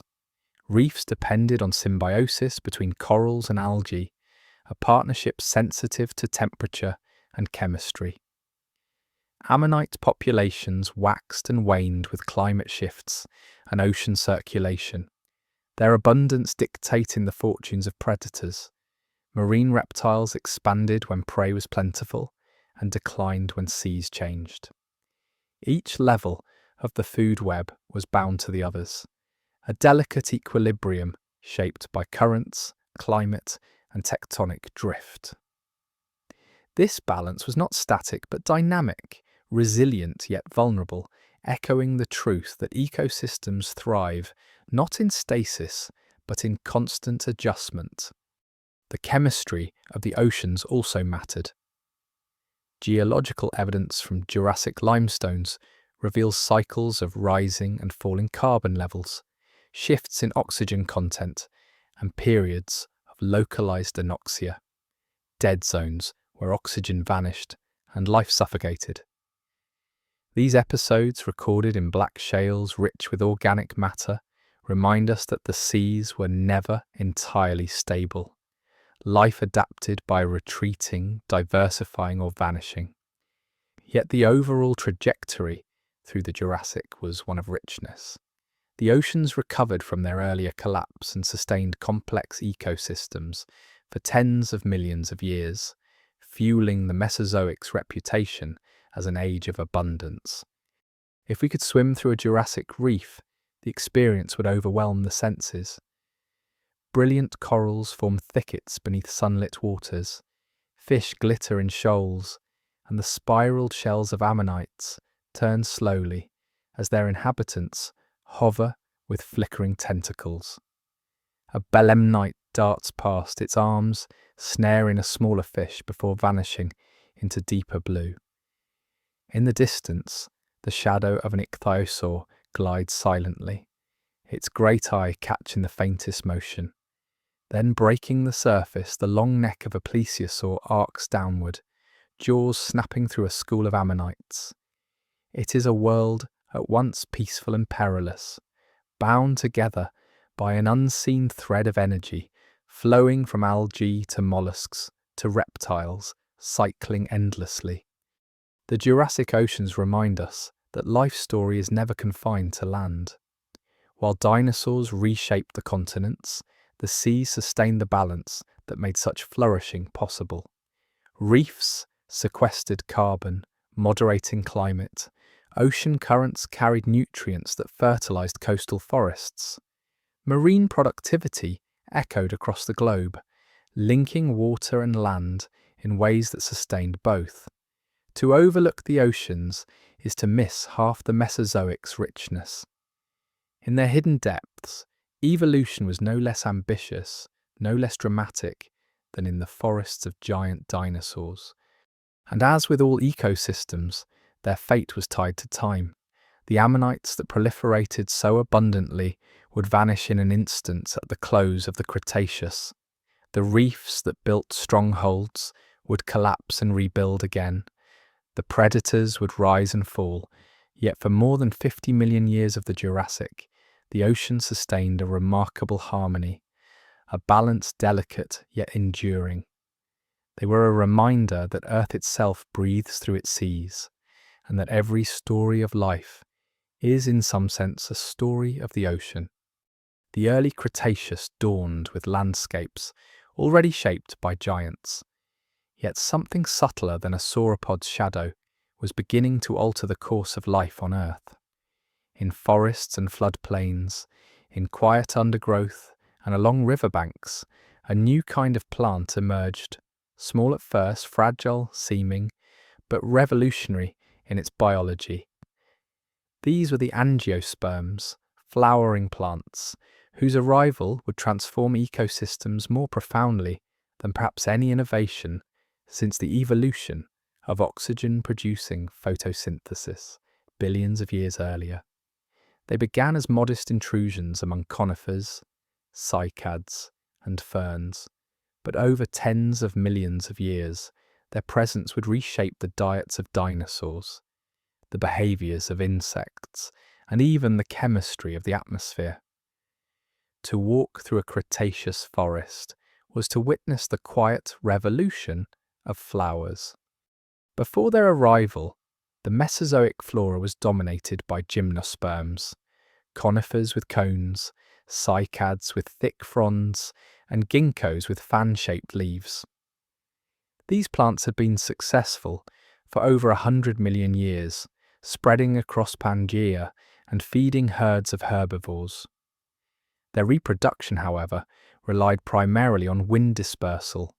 Pollen carried haphazardly through the air, seeds dropped in hopes of germinating. Angiosperms brought a new strategy: encased seeds, protected by fruit, and flowers designed to attract pollinators marked a leap in evolutionary efficiency. By luring insects, and eventually birds, to carry pollen directly from flower to flower, angiosperms reduced waste and increased success. Their seeds, packaged in nutritious coatings, invited animals to eat and disperse them widely. It was an exchange: food for service, nectar for pollination, fruit for dispersal. And once it began, the partnership spread relentlessly. Fossil evidence suggests that angiosperms first appeared around 130 million years ago, perhaps earlier. Early forms like Arca fructus had delicate stems, small flowers, and aquatic habits, growing along lake shores in what is now China. From these beginnings, they diversified into shrubs, small trees, and herbs, infiltrating habitats where older plants had long held sway. Within a few million years, they were present on multiple continents.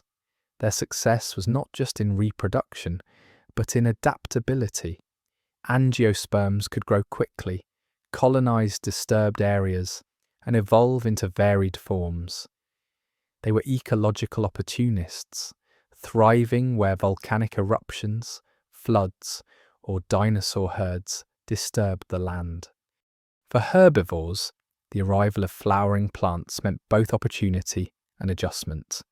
Dinosaurs had long fed on conifers and cycads, stripping fronds and branches, but angiosperms offered new textures, tastes, and nutrients. Some produced softer leaves and fruits that were easier to digest. Others developed chemical defenses, bitter compounds, that forced herbivores to evolve new strategies. This arms race between plant defenses and herbivore adaptations became a driver of evolutionary change. Dinosaurs like the early hadrosaurs, duck-billed herbivores, developed complex dental batteries, grinding surfaces capable of processing tough plant matter. Ceratopsians, with their shearing beaks, exploited angiosperm growths on floodplains. Even sauropods may have shifted diets as flowering plants spread, their long necks reaching into groves where fruits and soft foliage became available. In every bite, the relationship between plant and animal deepened. Insects, too, found themselves drawn into this new world. Bees had not yet fully evolved, but beetles, flies, and wasps began acting as pollinators, visiting flowers for nectar or pollen. Their bodies, dusted with grains, carried genetic material, between blooms. Over time, plants and insects co-evolved, shaping each other's forms. Flowers developed colours and scents to attract specific pollinators. Insects evolved mouthparts to reach nectar more efficiently. This mutualism, simple at its origin, became one of the most powerful evolutionary partnerships in Earth's history. The buzzing over a meadow today has its roots in these Cretaceous beginnings, when small insects first alighted on petals that no fern or cycad could produce. The spread of angiosperms also altered landscapes on a grand scale. Their rapid growth allowed them to dominate disturbed environments. Where a landslide cleared conifers, flowering plants quickly filled the gap. Where rivers shifted course, angiosperms sprouted along new banks. Their fruits provided food for small animals, aiding the survival of mammals and birds that shared the age of dinosaurs. Their roots stabilized soils, altering erosion patterns and shaping waterways.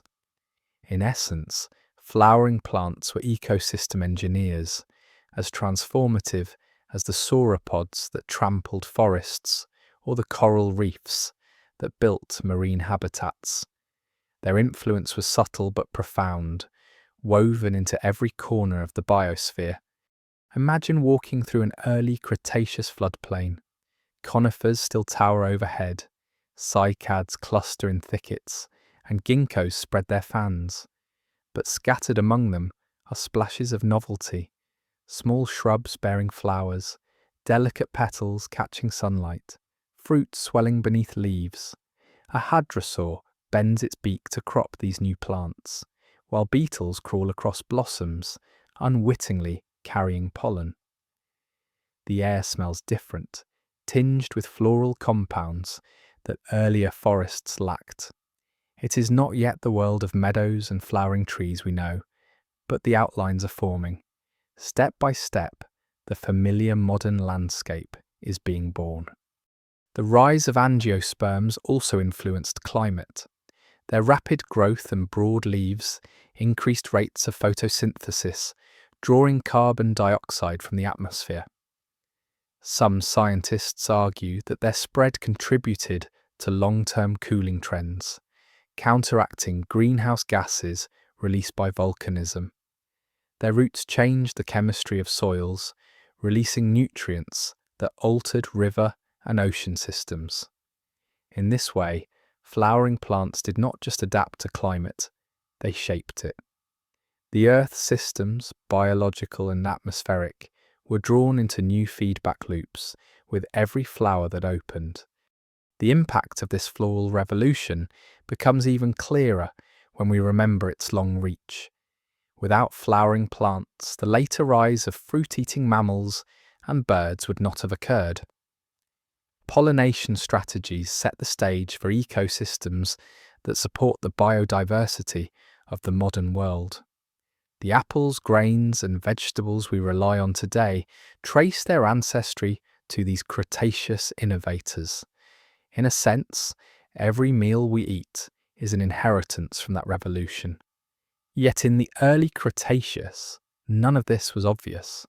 The flowers were rare, their impact just beginning, their future unimaginable to the giants that grazed around them. Dinosaurs, insects, and mammals did not see themselves as living in an age of transition, but we, looking back, can recognize it. The early Cretaceous was not only about new dinosaurs or shifting continents, it was about a silent, colourful invasion that transformed the planet. From humble blossoms grew ecosystems that would carry Earth into its modern chapter. It is tempting to ask, what if angiosperms had never evolved? Would conifers and cycads still dominate our forests? Would mammals and birds have found the same opportunities for diversification? Would humans ever have arisen without grains and fruits to sustain our ancestors? These are questions without answers, yet they reveal the magnitude of what began in that age.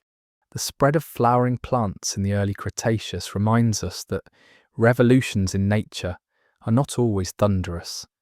Sometimes they arrive quietly, in petals and pollen, in partnerships between plant and insect, in subtle changes to soil and air.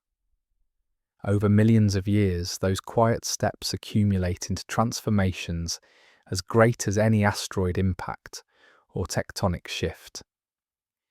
In the story of the Mesozoic, flowers were the soft counterpoint to the roar of dinosaurs, a reminder that Earth's history is written not only in giants, but also in blossoms. By the time flowering plants were spreading across the early Cretaceous landscape, dinosaurs were no longer only massive herbivores and towering giants. Alongside them moved predators that carried the sharp edge of intelligence and agility, hunters that relied not just on size or brute force, but on cunning, coordination, and speed. These were the dromaeosaurids, the raptors, whose reputation has grown far beyond the paleontological record, but whose reality is no less fascinating. Among them was Velociraptor, small and feathered, a creature of deserts, but emblematic of a wider group that pushed predation into new realms. Their story is not about sheer dominance, but about innovation, brains, behaviour, and the possibility of hunting as a coordinated force. Dromaeosaurids were members of the theropod clade, closely related to the ancestors of birds. They were generally small to medium-sized, ranging from less than a metre tall to several metres long. Their most distinctive feature was the sickle-shaped claw on each second toe, held off the ground and ready to slash or pin prey. Their tails, stiffened by long rods of bone, acted like rudders, giving them balance in rapid pursuits or leaps. Fossil evidence suggests they were feathered, with veined plumage extending along arms and tails, a reminder that they were part of the same evolutionary experiment that would eventually take flight.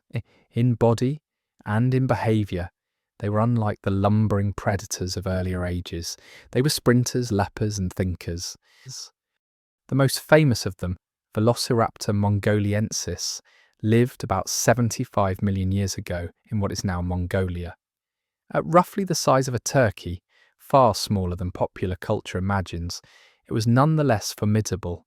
Fossilized skulls reveal sharp, serrated teeth for slicing flesh, and its sickle claws were formidable tools. A remarkable fossil, known as the fighting dinosaurs, captures a moment frozen in time. A velociraptor locked in combat with a protoceratops, its claw embedded in the herbivore's neck, even as the two were buried by a sandstorm. This tableau reveals both its weaponry and its tenacity, a predator unafraid to grapple with prey as large as itself. But were these hunters solitary ambushers, or did they act in packs like wolves? Evidence suggests possibilities in both directions. Trackways of related species, such as Deinonychus in North America, show parallel footprints moving in the same direction, hinting at group travel. In sites where multiple dromaeosaurid individuals are found near a single prey animal, paleontologists debate whether this represents coordinated hunting or simply opportunistic gathering. The truth may lie in between. These predators may have hunted alone for small prey, but come together opportunistically when larger animals presented themselves. Even if they were not disciplined pack hunters in the modern sense, their social flexibility would have given them an edge. What seems clear is that dromaeosaurids were among the most intelligent dinosaurs. Their brain-to-body ratios were larger than those of most reptiles, and their skulls reveal enlarged regions associated with vision and coordination. Their eyes faced forward, granting binocular vision and depth perception critical for judging leaps and strikes. Their agile bodies, coupled with sharp senses, made them calculating predators. Some paleontologists suggest that their intelligence was on par with modern birds like crows or parrots, capable of problem solving and learning. If true, then hunting strategies may have been more complex than we can easily reconstruct from fossils alone. Their evolutionary closeness to birds is further underscored by feathers. Fossil impressions from species like Microraptor and Velociraptor show veined feathers along the arms and tails. These were not flight feathers in the modern sense, but may have aided in balance, display, or insulation. In the dry, sandy landscapes of late Cretaceous Mongolia, plumage could have offered protection against temperature extremes, helping raptors remain active, both in hot days and cool nights. Their feathers blur the line between dinosaur and bird, making it clear that the origins of avian flight and intelligence were grounded in these ground-hunting predators. Imagine a scene on the edge of a Cretaceous dune field. A small herd of protoceratops, squat plant eaters with parrot-like beaks, grazes on low shrubs among the sandy ridges. From the shadows, a group of Velociraptor emerges, their feathers catching the light, eyes fixed on the herd. They move low, silent, tails outstretched for balance. One darts forward, feinting, while another circles to the side. The herd startles, scattering, but one juvenile falls behind. With a burst of speed, the raptors converge, claws flashing, jaws snapping. The hunt is swift, coordinated not by language but by instinct, vision, and perhaps simple communication through calls or gestures. Whether or not we can call it pack hunting, it is predation refined, an interplay of bodies and minds working in unison. Dromaeosaurids were not the only predators of their time. Tyrannosaurs, larger and more powerful, also stalked Cretaceous ecosystems, but they represented brute force, crushing prey with bone-shattering bites. Raptors, by contrast, were precision tools, small, fast, intelligent. Their niches overlapped only partially. Where tyrannosaurs ruled open plains and large prey, raptors thrived in more complex environments, forests and smaller herds, preying on animals their massive cousins ignored. In this way, predator diversity mirrored herbivore diversity, each shaped by the spread of flowering plants and the new habitats they created. Their intelligence raises tantalizing questions. Could they coordinate attacks intentionally? Did they use vocalizations or displays to signal to one another? Could they learn, adapt, and teach young how to hunt? We may never know in detail, but modern birds offer clues. Corvids cooperate to raid food. Parrots use calls to coordinate movements, and hawks sometimes hunt in pairs. If such behaviours evolved in modern avians, their ancestors among the dromaeosaurids may have been capable of similar rudimentary cooperation. The fossil record shows us bones, but the possibility of minds lurks between those bones. The legacy of raptors is not confined to extinction. Birds are, in essence, living dromaeosaurids, carrying forward the traits of intelligence, vision, and complex behaviour. When crows use tools or starlings wheel in synchronized flocks, they echo the capacities that may have first arisen in Cretaceous predators. To call them raptors with wings is more than metaphor. It is evolutionary continuity. The small hunters of Mongolia and North America did not vanish entirely. They changed, adapted, and took to the skies, leaving us their living heirs in every pigeon, falcon, and sparrow. The story of dromaeosaurids reminds us that success in evolution does not always lie in size or strength. Sometimes it lies in the mind, in the ability to see, plan, and adapt. They were not the largest predators of the Mesozoic, but they were among the most versatile.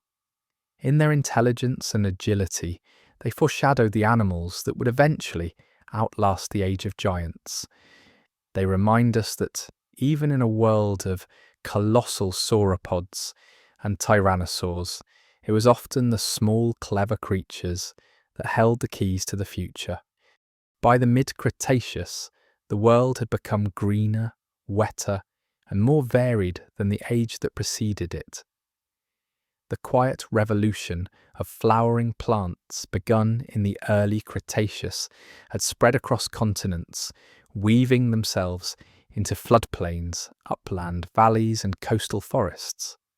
Grasses, as we know them, had not yet appeared, but angiosperms grew into shrubs, low trees, and ground cover, mingling with the older gymnosperms that still towered above.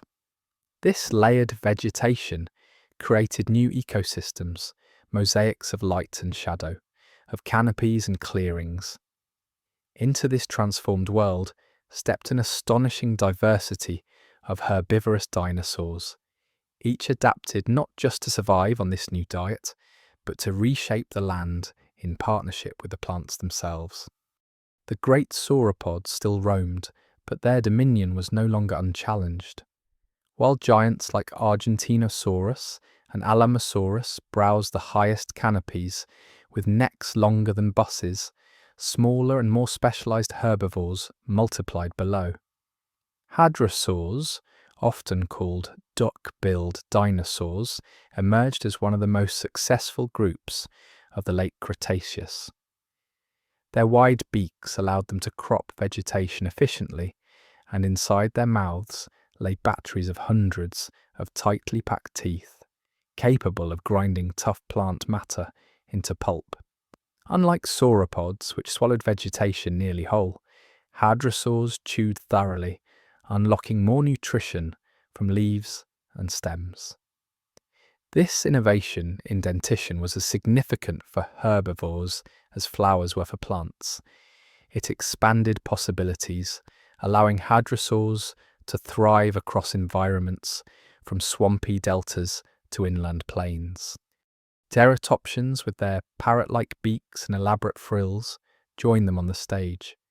The famous Triceratops, though a late Cretaceous icon, had many predecessors: Protoceratops, Centrosaurus, and countless others. Their jaws worked like shears, slicing through vegetation, and their bodies were stocky and powerful, suited for grazing and defense alike.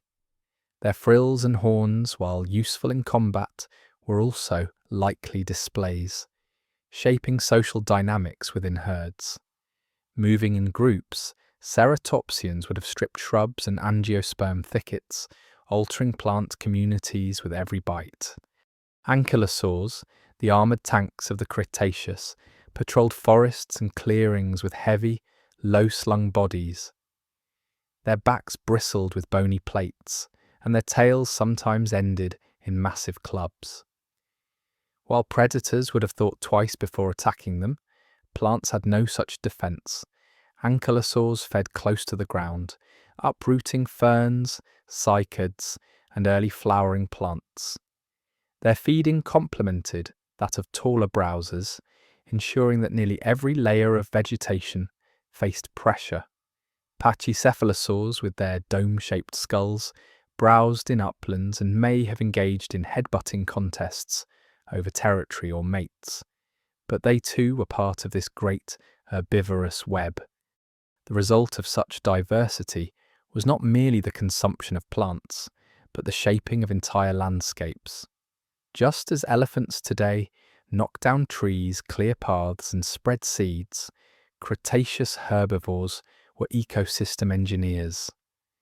Sauropods opened gaps in forests by felling conifers with sheer weight, allowing sunlight to reach the ground where angiosperms flourished.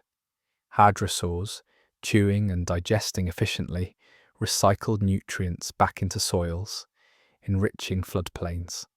Ceratopsians, moving in dense herds, trampled vegetation and spread seeds through their dung. Every bite, every step, was part of a reciprocal relationship. Plants fed dinosaurs, and dinosaurs reshaped plant communities, encouraging new growth and dispersal. It was symbiosis on a grand scale, not conscious cooperation, but ecological interdependence. Insects, too, played their part. Pollinators carried the genetic messages of angiosperms, and in turn dinosaurs spread the seeds of fruits and shrubs they consumed. Fossilized coprolites, dinosaur droppings, sometimes contain undigested seeds, evidence that plants used herbivores as dispersal agents. Some seeds even show adaptations like hard coatings, resistant to digestion, ensuring they could pass through a dinosaur's gut and germinate elsewhere.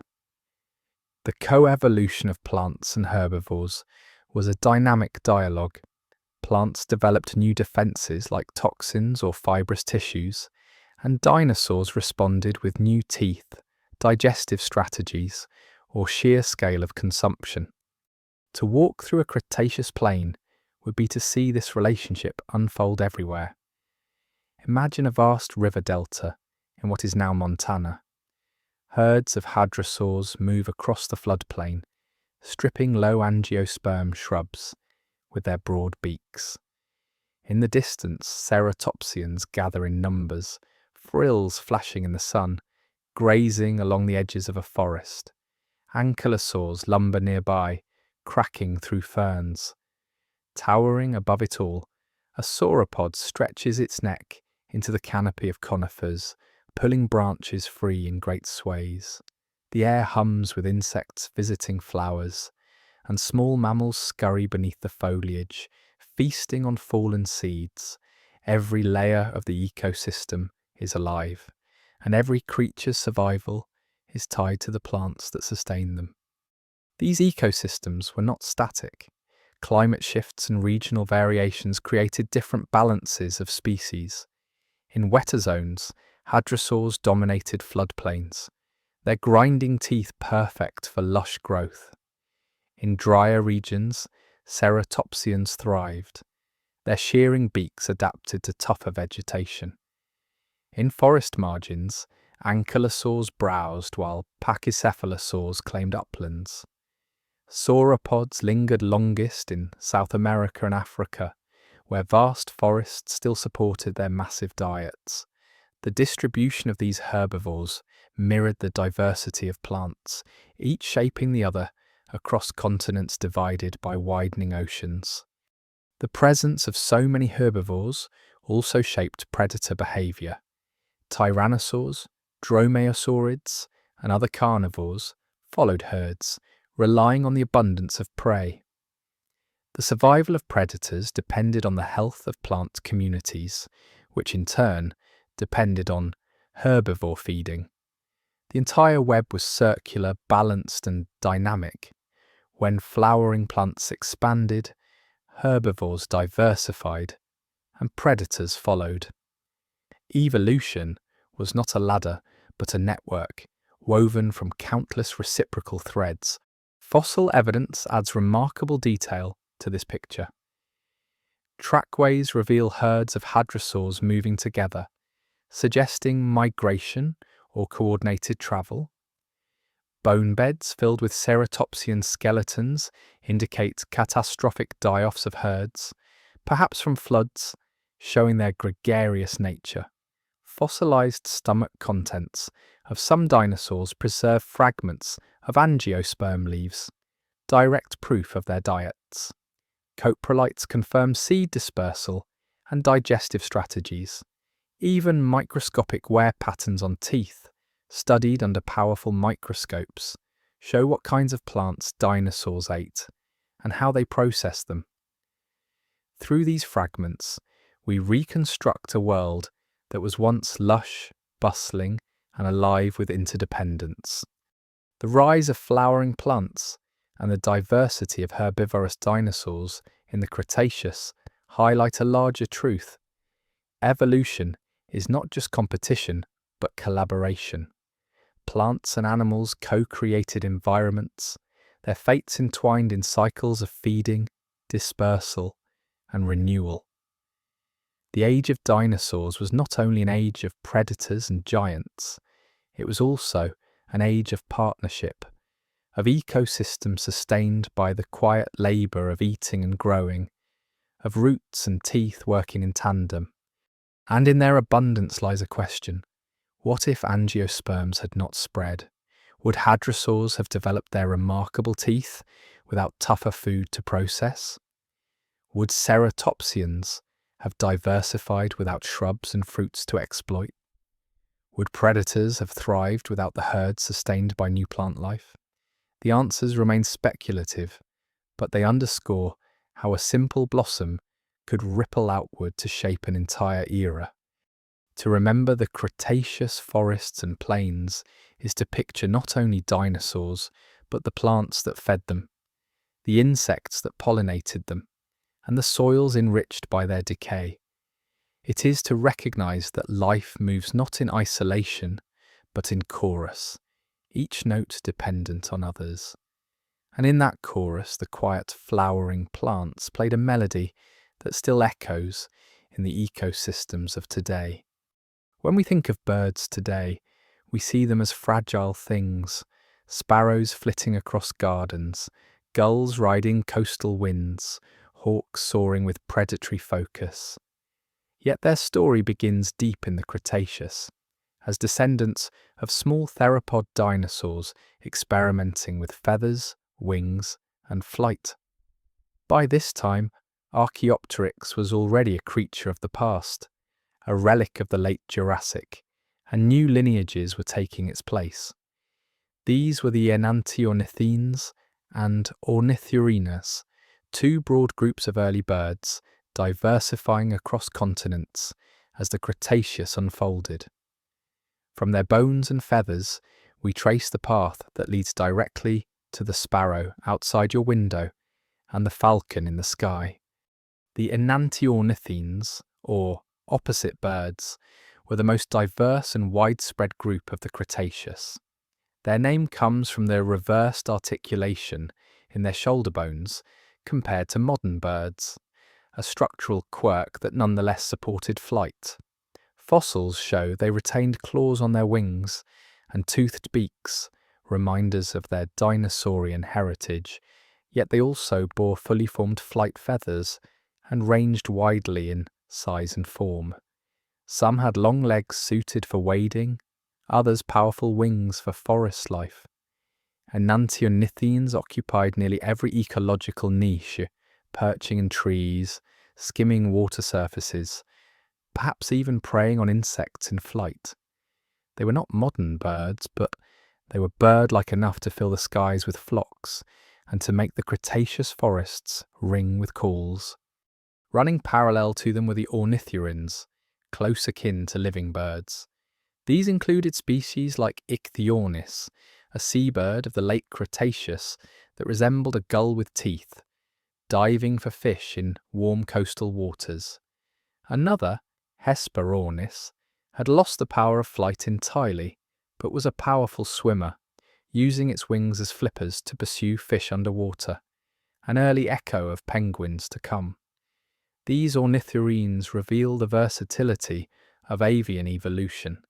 Some pursued the skies, others the seas, still others adapted to specialized environments. Their bones show sternums with keels for strong flight muscles, beaks evolving from toothed jaws into toothless keratin coverings, and increasingly bird-like tails. In these features, we glimpse the outlines of modern avifauna. Flight itself was diversifying. Unlike the tentative flaps of Archaeopteryx, Cretaceous birds had more efficient flight strokes. Their shoulders rotated differently, allowing a full downstroke and upstroke powered by enlarged breast muscles. Their feathers, asymmetrical and interlocking, created airfoils capable of sustained lift and maneuverability. This refinement made them masters of the air, enabling migration, rapid escape, and pursuit of insects. In this ability to travel long distances lay an evolutionary key. Birds could disperse across continents, following plants and prey, outpacing climate shifts, and colonizing islands. No other dinosaurs had such mobility. Where land giants were bound to plains and forests, birds could take to the wind and cross oceans. Their diets reflected similar adaptability. Fossils show beak variations suited to different foods. Long, slender jaws for fish, robust shapes for crushing seeds, delicate beaks for insects. Some retained small teeth to grip slippery prey, but as time passed, more lineages developed toothless beaks, lighter for flight and versatile in function. The co-evolution of birds and flowering plants accelerated here.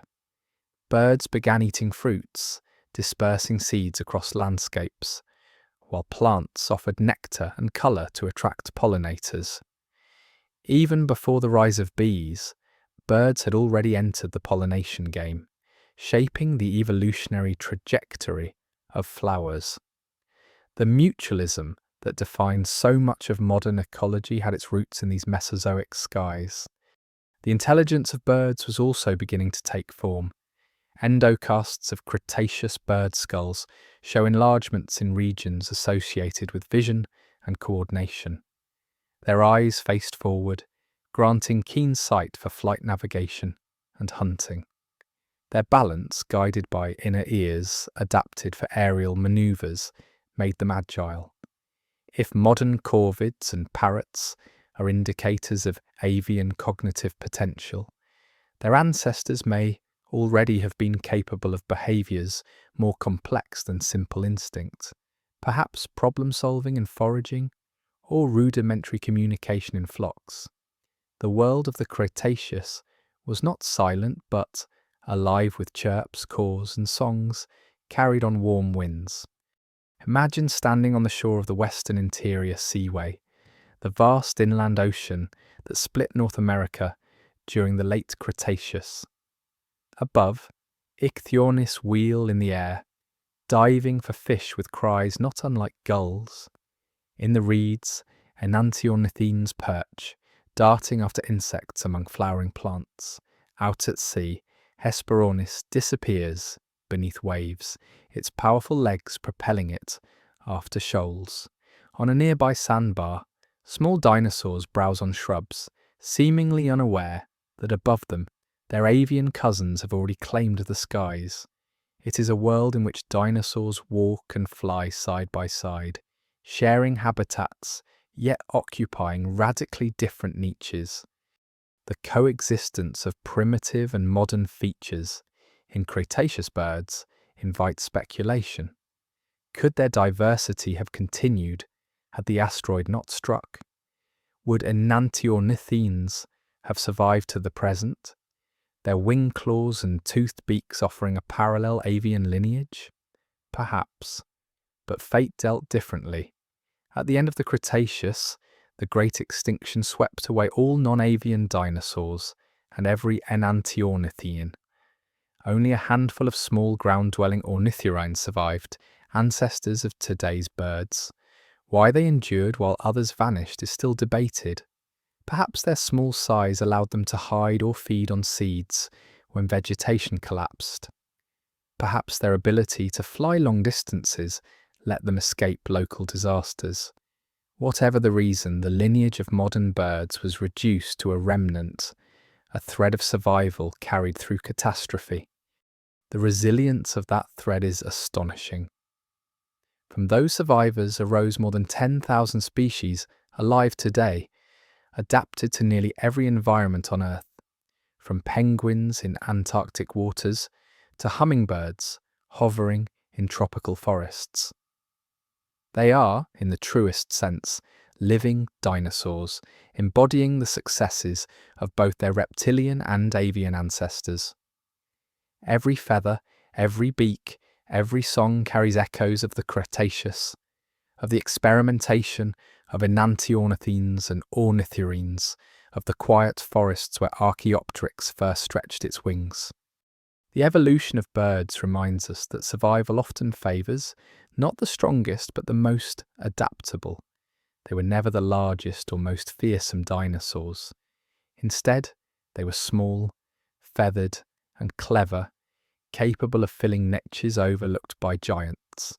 Their ability to fly, to eat a wide variety of foods, and to live quickly and reproduce efficiently gave them an edge when catastrophe came. In their survival, we find a lesson that endurance in nature is often hidden in modest forms, waiting until the world shifts in their favour. To look at a bird today is to look into deep time. The gull scavenging a shoreline, the robin singing at dawn, the falcon hunting at dusk, all are descendants of creatures that shared their world with Triceratops and Tyrannosaurus. The air itself, once filled with enantiornithine flocks, still hums with their legacy. Birds are not simply survivors, they are the continuation of dinosaurs, adapted, refined, and transformed by millions of years. Their wings are not just tools of flight but living fossils, carrying forward the story of feathers that once graced predators in ancient deserts. If the Mesozoic world often feels alien to us, much of that strangeness comes not from its creatures, but from its climate. To step outside into the air of the Jurassic or Cretaceous would have been to enter a planet profoundly different in atmosphere, temperature, and sea. Earth then was a greenhouse world, its skies heavy with carbon dioxide, its oceans swollen onto continental shelves, its poles warm and ice-free. This climate shaped everything, from the spread of forests to the size of dinosaurs, from the distribution of seashells to the survival of species. In the deep rhythms of carbon, water and sunlight lay the background music to which the Mesozoic drama unfolded. Measurements of ancient CO2, drawn from the chemistry of fossil soils and the isotopes of marine shells, suggest levels often 4 to 6 times higher than today's. During the Triassic, CO2 concentrations spiked after the eruptions of the Central Atlantic Magmatic Province, pushing the planet into fever. Through much of the Jurassic and Cretaceous, greenhouse gases remained elevated, trapping heat and suppressing the formation of polar ice. The result was global warmth, average temperatures higher by several degrees Celsius, and at high latitudes far warmer than now. Forests stretched into polar regions, where today only tundra lies. Dinosaurs, amphibians, and even turtles lived near the poles, enduring months of darkness yet never facing bitter ice. Without polar ice caps, sea levels rose dramatically. Estimates suggest oceans stood more than 100 metres higher than today during parts of the Cretaceous. Vast portions of continents were drowned beneath shallow epicontinental seas. North America, for example, was split in two by the Western Interior Seaway, a warm inland ocean stretching from the Gulf of Mexico to the Arctic. In Europe, shallow seas dotted the landscape, leaving islands of limestone where reefs flourished. These seaways were nurseries of marine life, but they also created barriers, isolating populations and fostering evolutionary divergence. Where today we walk on dry plains, ichthyosaurs once swam, ammonites spiraled, and plesiosaurs hunted. The greenhouse climate did more than flood land. It altered rainfall and vegetation. Warmth meant more evaporation, more clouds, more precipitation. In some places, especially along coasts, forests of conifers and angiosperms thrived under steady rains. Inland, monsoons drenched floodplains in seasonal torrents, carving channels and replenishing soils. Yet not all was lush. Some regions remained arid, deserts stretching across interiors far from oceanic moisture. The patchwork of climates across Pangaea and its successors ensured diversity. Wet forests in one region, fern prairies in another, deserts beyond. Dinosaurs and plants adapted accordingly, their distributions reflecting the whims of Mesozoic weather. The chemistry of oceans reveals additional secrets. In warm climates, ocean circulation weakened, reducing mixing of deep and surface waters. At times, this led to anoxic events, periods when oxygen vanished from large portions of the seas. Black shales rich in organic matter mark these episodes, particularly in the Cretaceous. During such events, fish and invertebrates suffocated, while only microbes thrived. These anoxic crises, linked to volcanic outgassing and nutrient influxes, punctuated the Mesozoic with ecological stress. Yet life always rebounded, ammonites and fish rediversifying, reptiles reclaiming seas. The oceans, though dangerous, remained fertile. The warmth of the Mesozoic also shaped body size. Some scientists argue that high CO2 and abundant plant growth allowed herbivores to reach colossal scales, supported by vast food supplies. Gigantic sauropods may have thrived on lush conifer forests and fern prairies fertilized by greenhouse conditions. Predators, in turn, grew large to hunt them. Yet warmth also permitted small-bodied animals to flourish in polar zones, demonstrating that scale was not uniform. The climate gave opportunities across the spectrum, encouraging both gigantism and miniature adaptation. Imagining the Mesozoic atmosphere requires confronting differences in the very air. Oxygen levels fluctuated, sometimes lower than today, sometimes higher. In low oxygen intervals, animals with efficient respiratory systems, like dinosaurs with their bird-like lungs, had advantages. In higher oxygen phases, insects and other invertebrates may have expanded in size. Each breath of the Mesozoic was thus different, its chemistry moulding life in ways we struggle to fully reconstruct. To breathe it might not have harmed us, but it would have felt thicker, heavier, carrying scents of dense forests and warm seas. Consider a polar forest in the Cretaceous. Conifers rise tall, undergrowth of flowering shrubs carpets the floor, and hadrosaurs browse under the shadow of months-long twilight. Snow never falls, but the sun vanishes for weeks, replaced by cold darkness. Yet the climate remains mild enough for reptiles to survive. These polar dinosaurs may have migrated with the seasons or endured the long night by slowing their metabolism. Either way, the warmth of the Mesozoic allowed reptiles to colonize latitudes unimaginable for them today. Fossil wood, leaf imprints, and dinosaur tracks found in Antarctica and Alaska confirm this picture. The poles were not frozen wastelands, but vibrant ecosystems. The stability of the greenhouse, however, was punctuated by upheaval. Volcanic provinces erupted episodically, adding bursts of CO2 that drove warming spikes. Sea levels rose and fell, with tectonic shifts, drowning habitats and creating new ones. Extinctions flared at intervals, often tied to climate swings or anoxic seas. Each event reshaped the balance of life. The end Triassic extinction opened the Jurassic to dinosaurs. The mid-Cretaceous anoxic events challenged marine ecosystems. The end Cretaceous asteroid strike ended it all. The climate was both womb and weapon, nurturing diversity and then threatening it, a duality still familiar today. To stand in a Cretaceous seaway, waves lapping at a shoreline where Kansas now lies, would be to feel the scale of this greenhouse Earth. The air is warm, the sea stretches inland to the horizon, and above, pterosaurs wheel over waters filled with mosasaurs. On the shore, flowering plants cluster, their blossoms bright against conifers.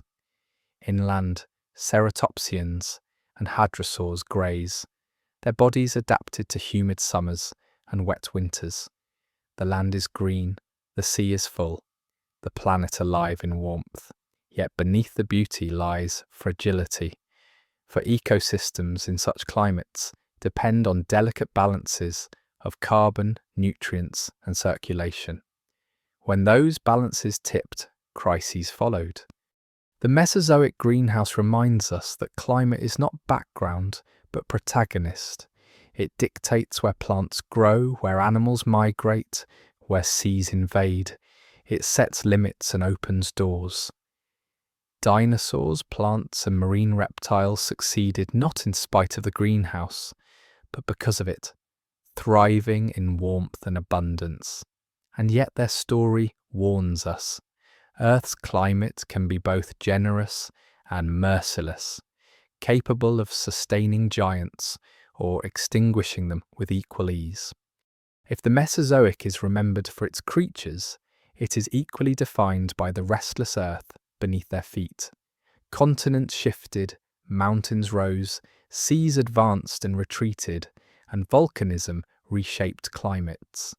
The rocks from this era are not silent. They carry within them the memory of fire, water, and upheaval, etched in layers of basalt, sandstone, and shale.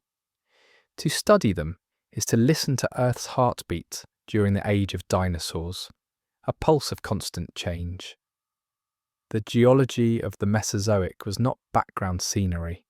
It was an active force shaping ecosystems, guiding evolution, and at times threatening the survival of life itself. One of the most dramatic geological events came at the very beginning of the Jurassic. The Central Atlantic magmatic province, CAMP, erupted as Pangaea began to fracture, sending lava flows across what is now eastern North America, northwestern Africa, and parts of Europe and South America.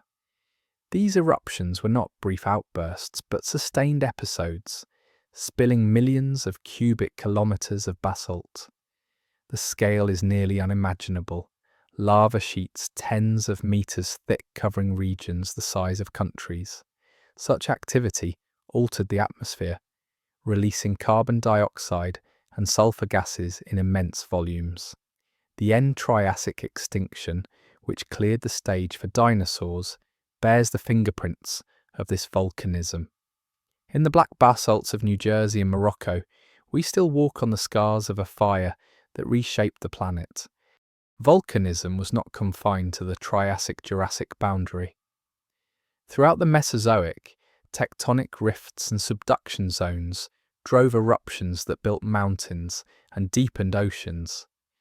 The opening Atlantic, the expanding Tethys, and the movement of Gondwana's fragments were all accompanied by volcanic arcs. Ash layers interbedded with sandstones in Europe and Asia record repeated eruptions, dusting forests and rivers with fine particles that preserved plants and animals in exquisite detail.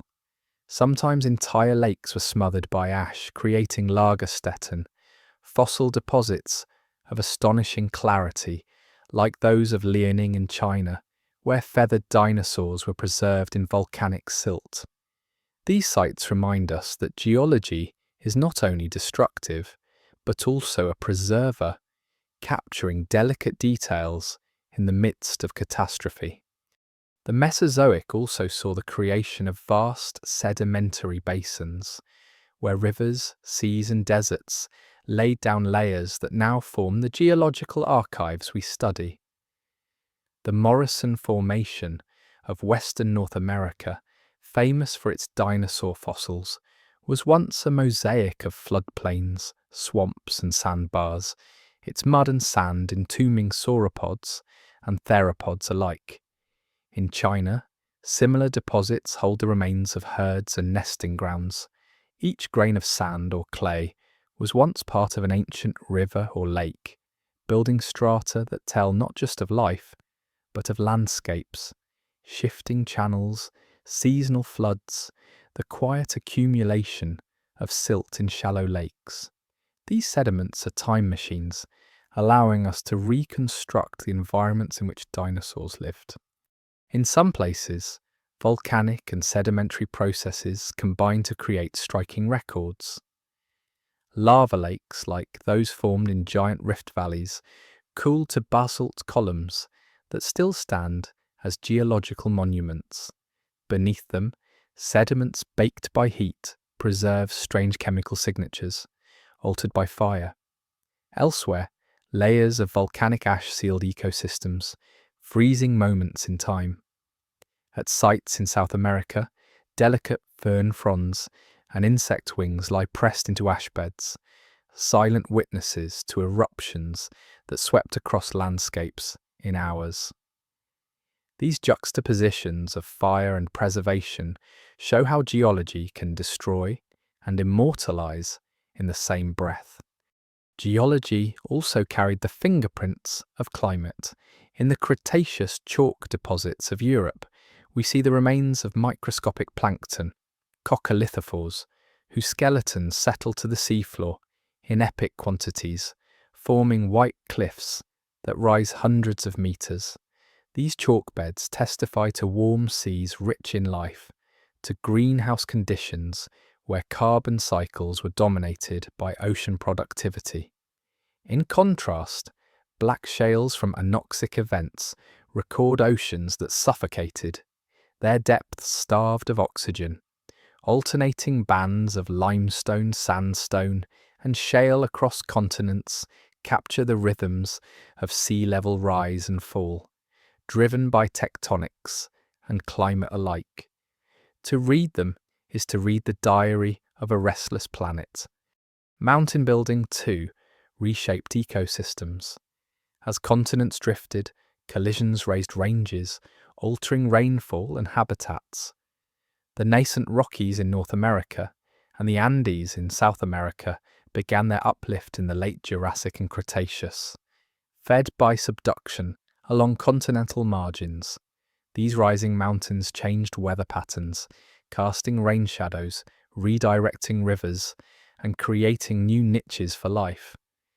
Dinosaurs that once roamed open floodplains now encountered varied terrains, from upland forests to dry basins.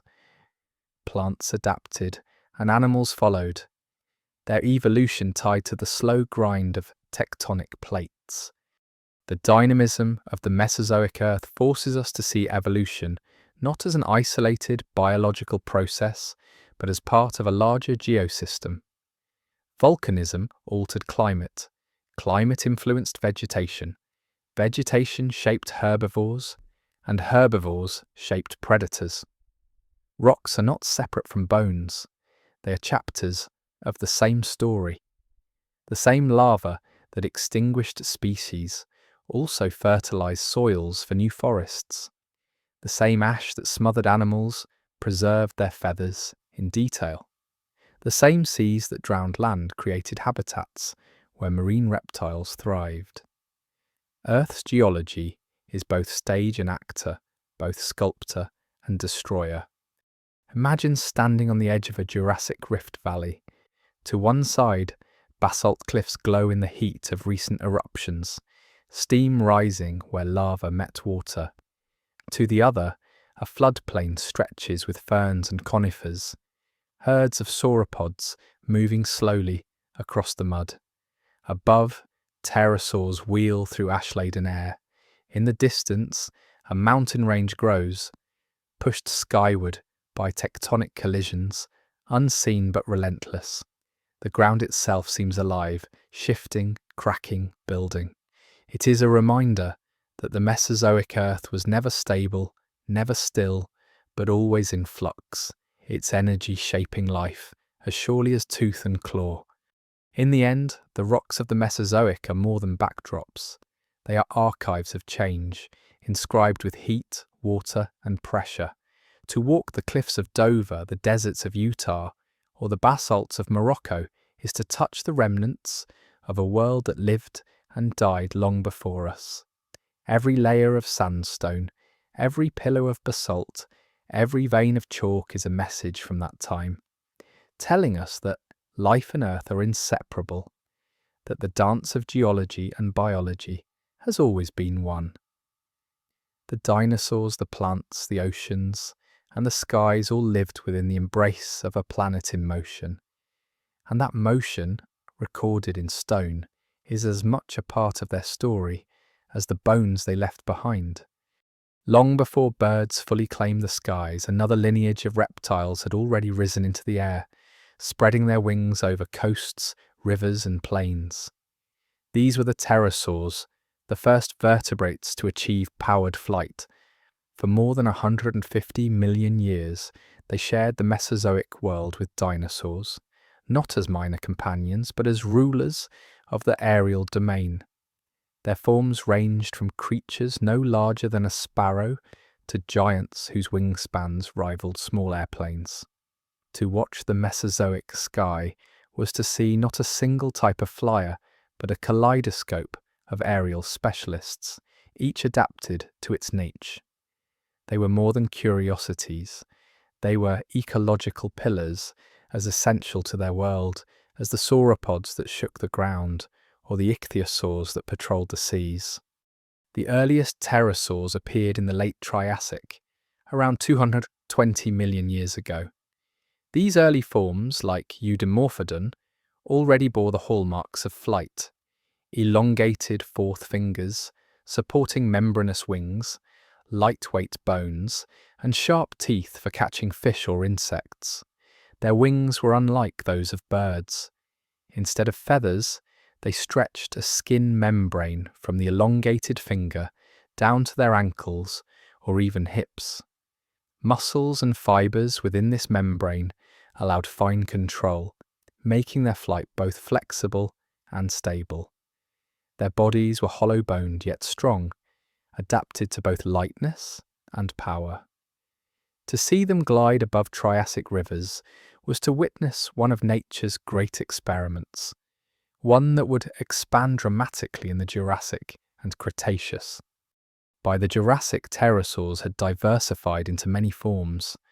Some, like Rhamphorhynchus, had long tails tipped with diamond-shaped veins, perhaps for steering in flight. Their teeth suggest they were fish-eaters, diving into coastal waters to snatch prey. Others had shorter tails, broad wings, and crests on their skulls. These crests, often flamboyant, may have been used for display, signalling to mates or rivals.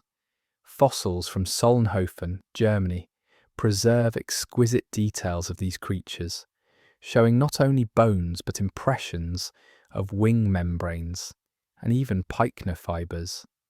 Hair-like structures covering their bodies, suggesting insulation and perhaps even colour. These discoveries blur the line between reptile and something more mammalian or avian in texture, reminding us that pterosaurs were unique experiments in anatomy. Their ecological roles were as diverse as their forms.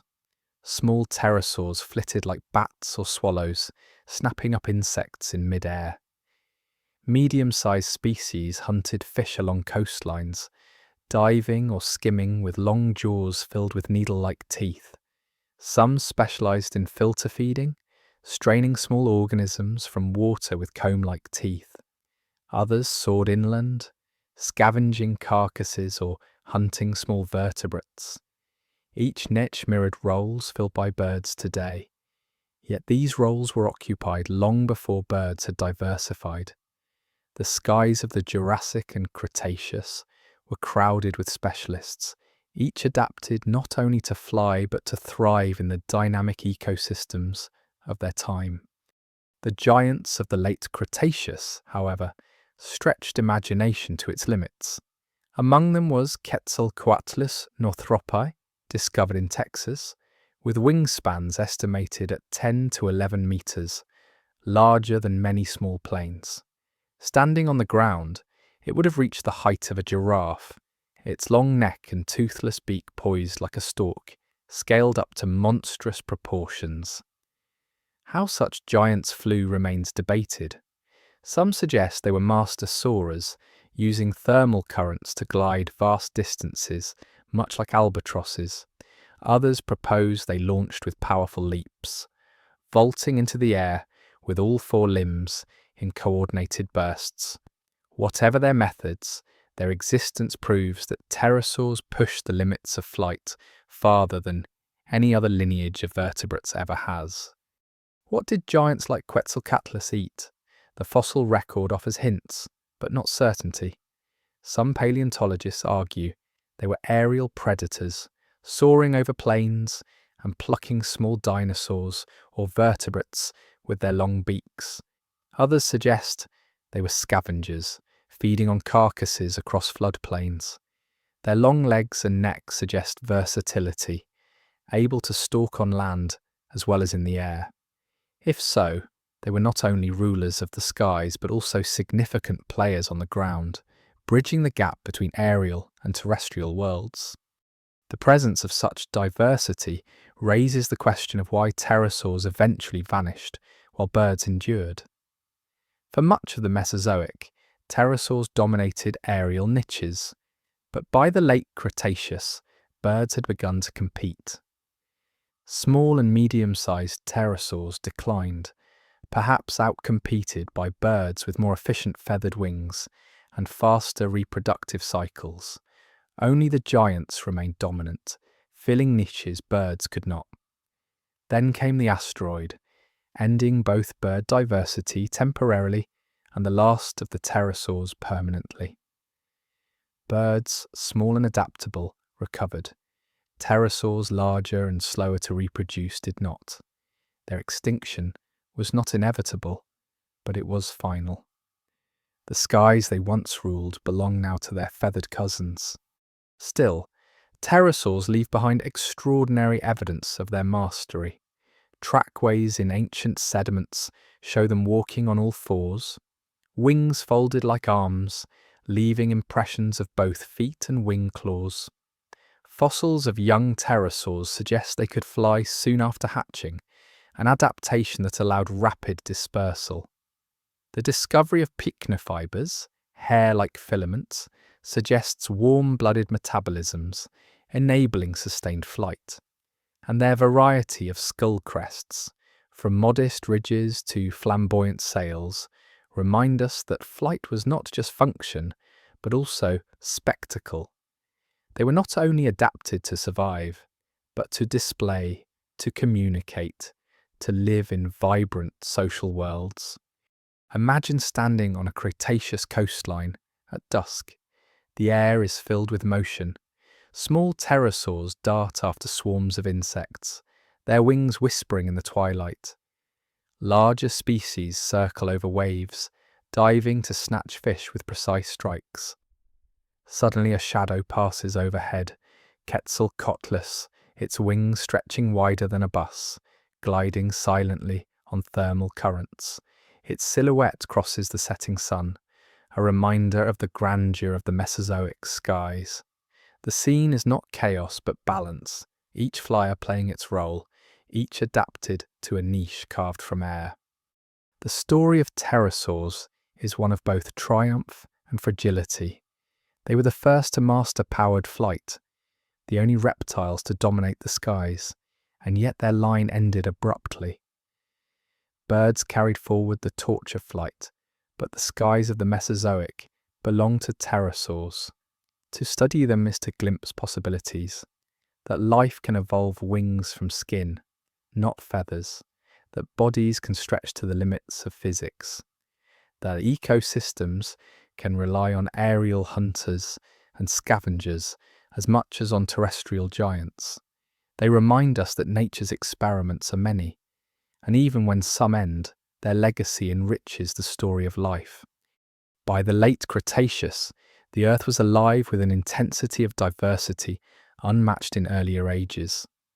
The continents, now far more fragmented than in the Triassic or Jurassic, offered varied climates, habitats, and ecological opportunities. North America was split by the Western Interior Seaway, creating eastern and western landmasses. South America drifted toward isolation. Asia and Europe were patched with shallow seas and island chains. Each region fostered its own lineages, its own ecological experiments, its own balance of life. This was the climax of the Mesozoic world, the final flowering of dinosaurian glory before catastrophe struck. To wander across the Cretaceous would be to step into ecosystems so rich, so varied, that the word Age of Dinosaurs barely contains their breadth. The herbivores themselves displayed astonishing diversity. In North America and Asia, hadrosaurs dominated plains and floodplains. These duck-billed dinosaurs had evolved into highly specialized grazers with dental batteries that could number more than 1,000 teeth in a single mouth, constantly replaced and capable of grinding plant matter like giant natural mills. Some species, such as Parasaurolophus, carried elaborate crests connected to nasal passages, which may have acted as resonating chambers for deep calls echoing across herds. Imagine herds of hundreds moving across floodplains, their calls rolling like low thunder, a soundscape of communication and sociality. Ceratopsians had likewise reached their zenith. Triceratops, with its 3 horns and broad frill, remains iconic, but it was only one among dozens. Styracosaurus with its spiked crown, Pachyrhinosaurus with bony bosses instead of horns, Centrosaurus with ornate frills. Each species bore unique cranial ornamentation, likely serving both as weapons and as social signals. In some regions, vast bone beds reveal hundreds of ceratopsians preserved together, suggesting herd behaviour on a massive scale.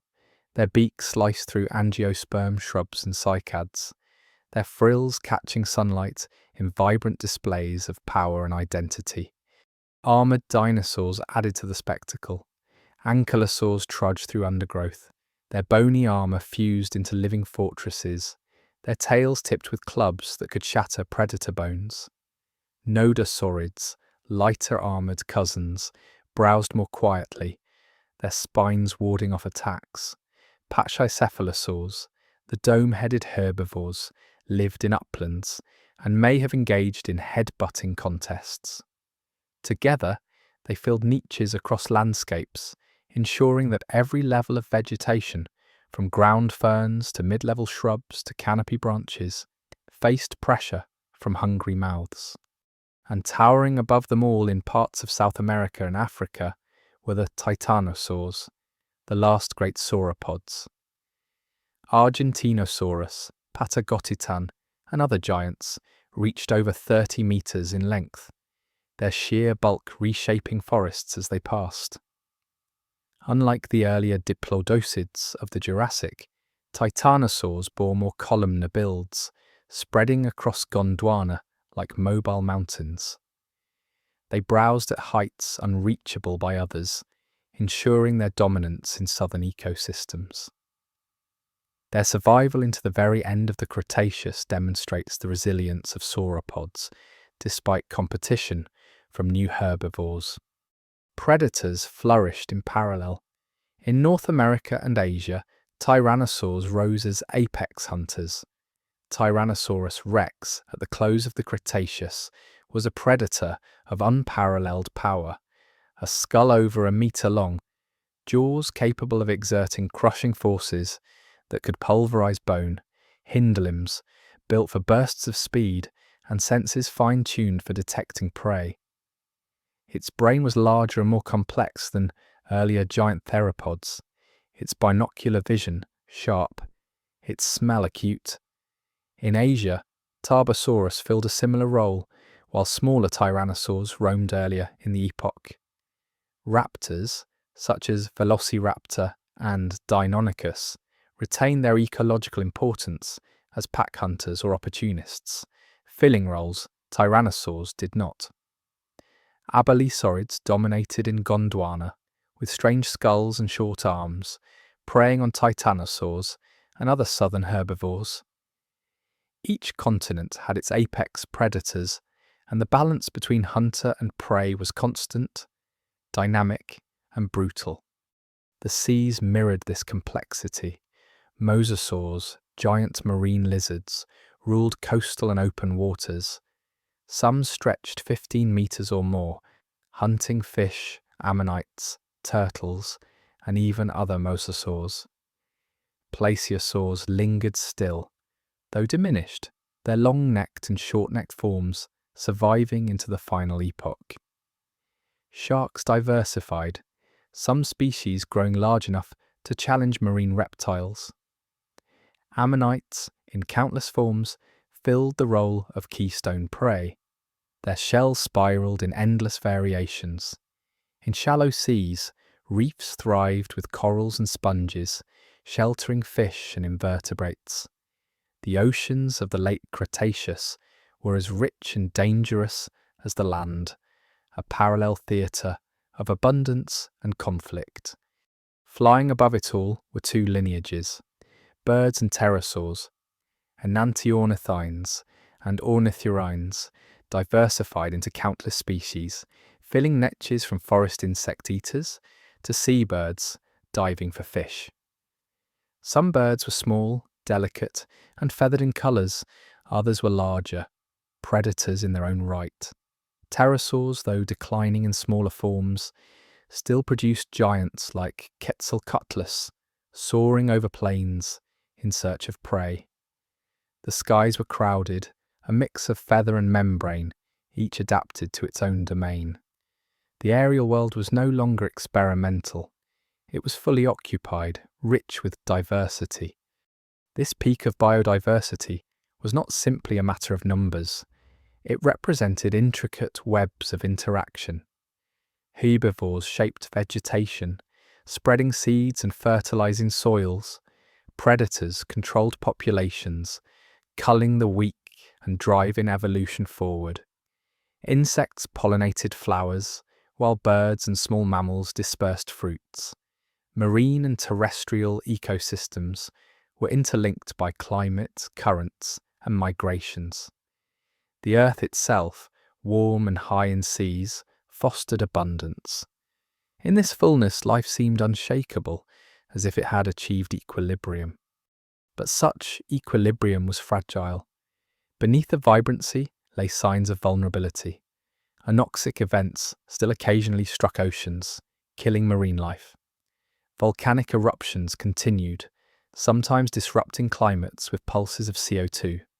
Continental drift altered habitats, isolating populations. And above all, the very success of specialization carried risks. Many creatures were finely tuned to specific diets, climates, and niches. When stability held, they thrived. When it broke, they were at risk. To imagine the late Cretaceous is to imagine a world at once familiar and foreign. Picture the floodplains of Laramidia, the western landmass of North America, herds of hadrosaurs grazing among flowering plants, ceratopsians locking horns in dominance displays, ankylosaurs lumbering in the shadows. Overhead, pterosaurs drift on thermals, while small birds dart through forests. Beyond the plains, Tyrannosaurus rex watches, a predator whose presence keeps every herd alert. In South America, titanosaurs sway through forests, their immense bodies carving paths. In the oceans, mosasaurs slice through shoals of fish, ammonites drifting helplessly into their jaws. The world is alive, diverse, and at its peak. It is tempting to see this climax as permanence, as the perfected state of dinosaurian life, but history teaches otherwise. Just as the Permian ended in collapse, just as the Triassic ended in fire, the Cretaceous too was moving toward an ending. Unknown to the creatures filling this world, an asteroid was already on its way, and volcanic fields in India, the Deccan Traps, were preparing eruptions that would alter climates. The height of diversity was also the threshold of destruction. Yet to pause here, before the fall, is to admire the fullness of the Mesozoic. It was a planet lush with flowering plants, filled with predators of power and prey of unimaginable variety, oceans alive with marine reptiles and ammonites, skies shared by birds and pterosaurs. It was a world where every ecosystem was intricate, every niche occupied, every continent alive with difference. If the asteroid had missed, perhaps this complexity would have carried forward into ages we cannot imagine, dinosaurs and their kin continuing to dominate a world of abundance. Instead, it would all end suddenly. But in this moment, before the sky fell, the Earth thrived at its richest, a monument to life's capacity for invention. The late Cretaceous world, so full of life and variety, ended not with a slow decline, but with catastrophe. Around 66 million years ago, forces from beyond and beneath the Earth converged to trigger one of the most devastating mass extinctions in history. The age of dinosaurs, which had flourished for over 180 million years, came to an abrupt and violent close.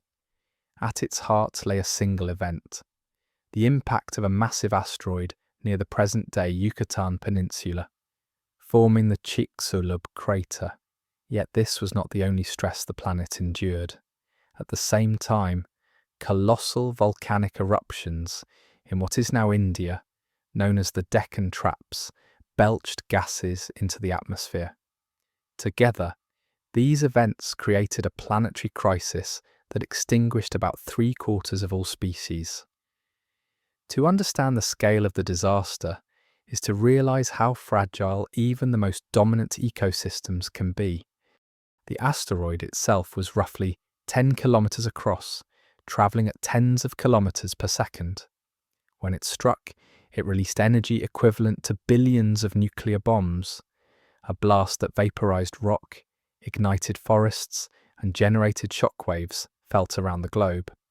The impact crater, over 180 kilometers wide, remains buried beneath the Yucatan. Today, its outlines mapped by geophysics and drilled cores. Within seconds, tsunamis radiated outward, some waves hundreds of meters high, crashing onto coasts. A plume of vaporized rock and dust shot into the stratosphere, carrying with it sulfates from evaporite deposits. These particles spread across the globe, blotting out the sun for months or years. The Earth was plunged into darkness. This darkness was more than a loss of light. It was the collapse of photosynthesis. Plants withered, plankton in the oceans died, and the base of food chains faltered. Without vegetation, herbivores starved. Without herbivores, predators followed. In the seas, the extinction was equally swift. Ammonites, which had thrived for hundreds of millions of years, vanished completely. Mosasaurs and plesiosaurs disappeared. Many species of plankton and foraminifera collapsed, their absence recorded in chalk and limestone sequences as sudden shifts in chemistry. On land, non-avian dinosaurs, the great herds of hadrosaurs, the horned ceratopsians, the armoured ankylosaurs, the tyrannosaurs themselves, all disappeared within a geological instant. The asteroid's effects were not only immediate but long-lasting. Dust and aerosols in the atmosphere reflected sunlight, plunging global temperatures. This impact winter may have dropped average temperatures by more than 10 degrees Celsius in some regions. In contrast, soot from wildfires added to the darkness, carrying toxic compounds. Acid rain fell as sulfur compounds mixed with water vapour, burning plants and poisoning soils and freshwater systems. For months or even years, ecosystems struggled under conditions of cold, dark, and chemical stress. Yet the story is complicated by volcanism. Around the same time, the Deccan Traps in India were erupting on an immense scale, pouring out layers of basalt that today cover an area the size of France. Over hundreds of thousands of years, these eruptions released massive quantities of carbon dioxide and sulfur dioxide, driving cycles of warming and cooling. Some scientists argue that this volcanism alone could have stressed ecosystems severely. Others suggest it may have exacerbated the impact's effects. The timing overlaps, though whether the eruptions were triggered or accelerated by the impact itself remains debated. What is certain is that together, asteroid and volcano reshaped the atmosphere, oceans, and land beyond what life could endure. Survival in such times was a matter of luck and adaptability. Small animals fared better than giants. Creatures capable of eating varied diets, seeds, insects, carrion, had advantages over specialists. Mammals, small and often nocturnal, could survive on seeds and underground stores. Birds, descendants of small theropod dinosaurs, endured while their larger cousins perished. Crocodilians, able to withstand long periods without food and take refuge in aquatic environments, survived as well. In the seas, fish, sharks, and some turtles carried on, while the great reptiles vanished. The pattern of survival reminds us that resilience often lies not in strength or size, but in flexibility. The fossil record marks this catastrophe sharply.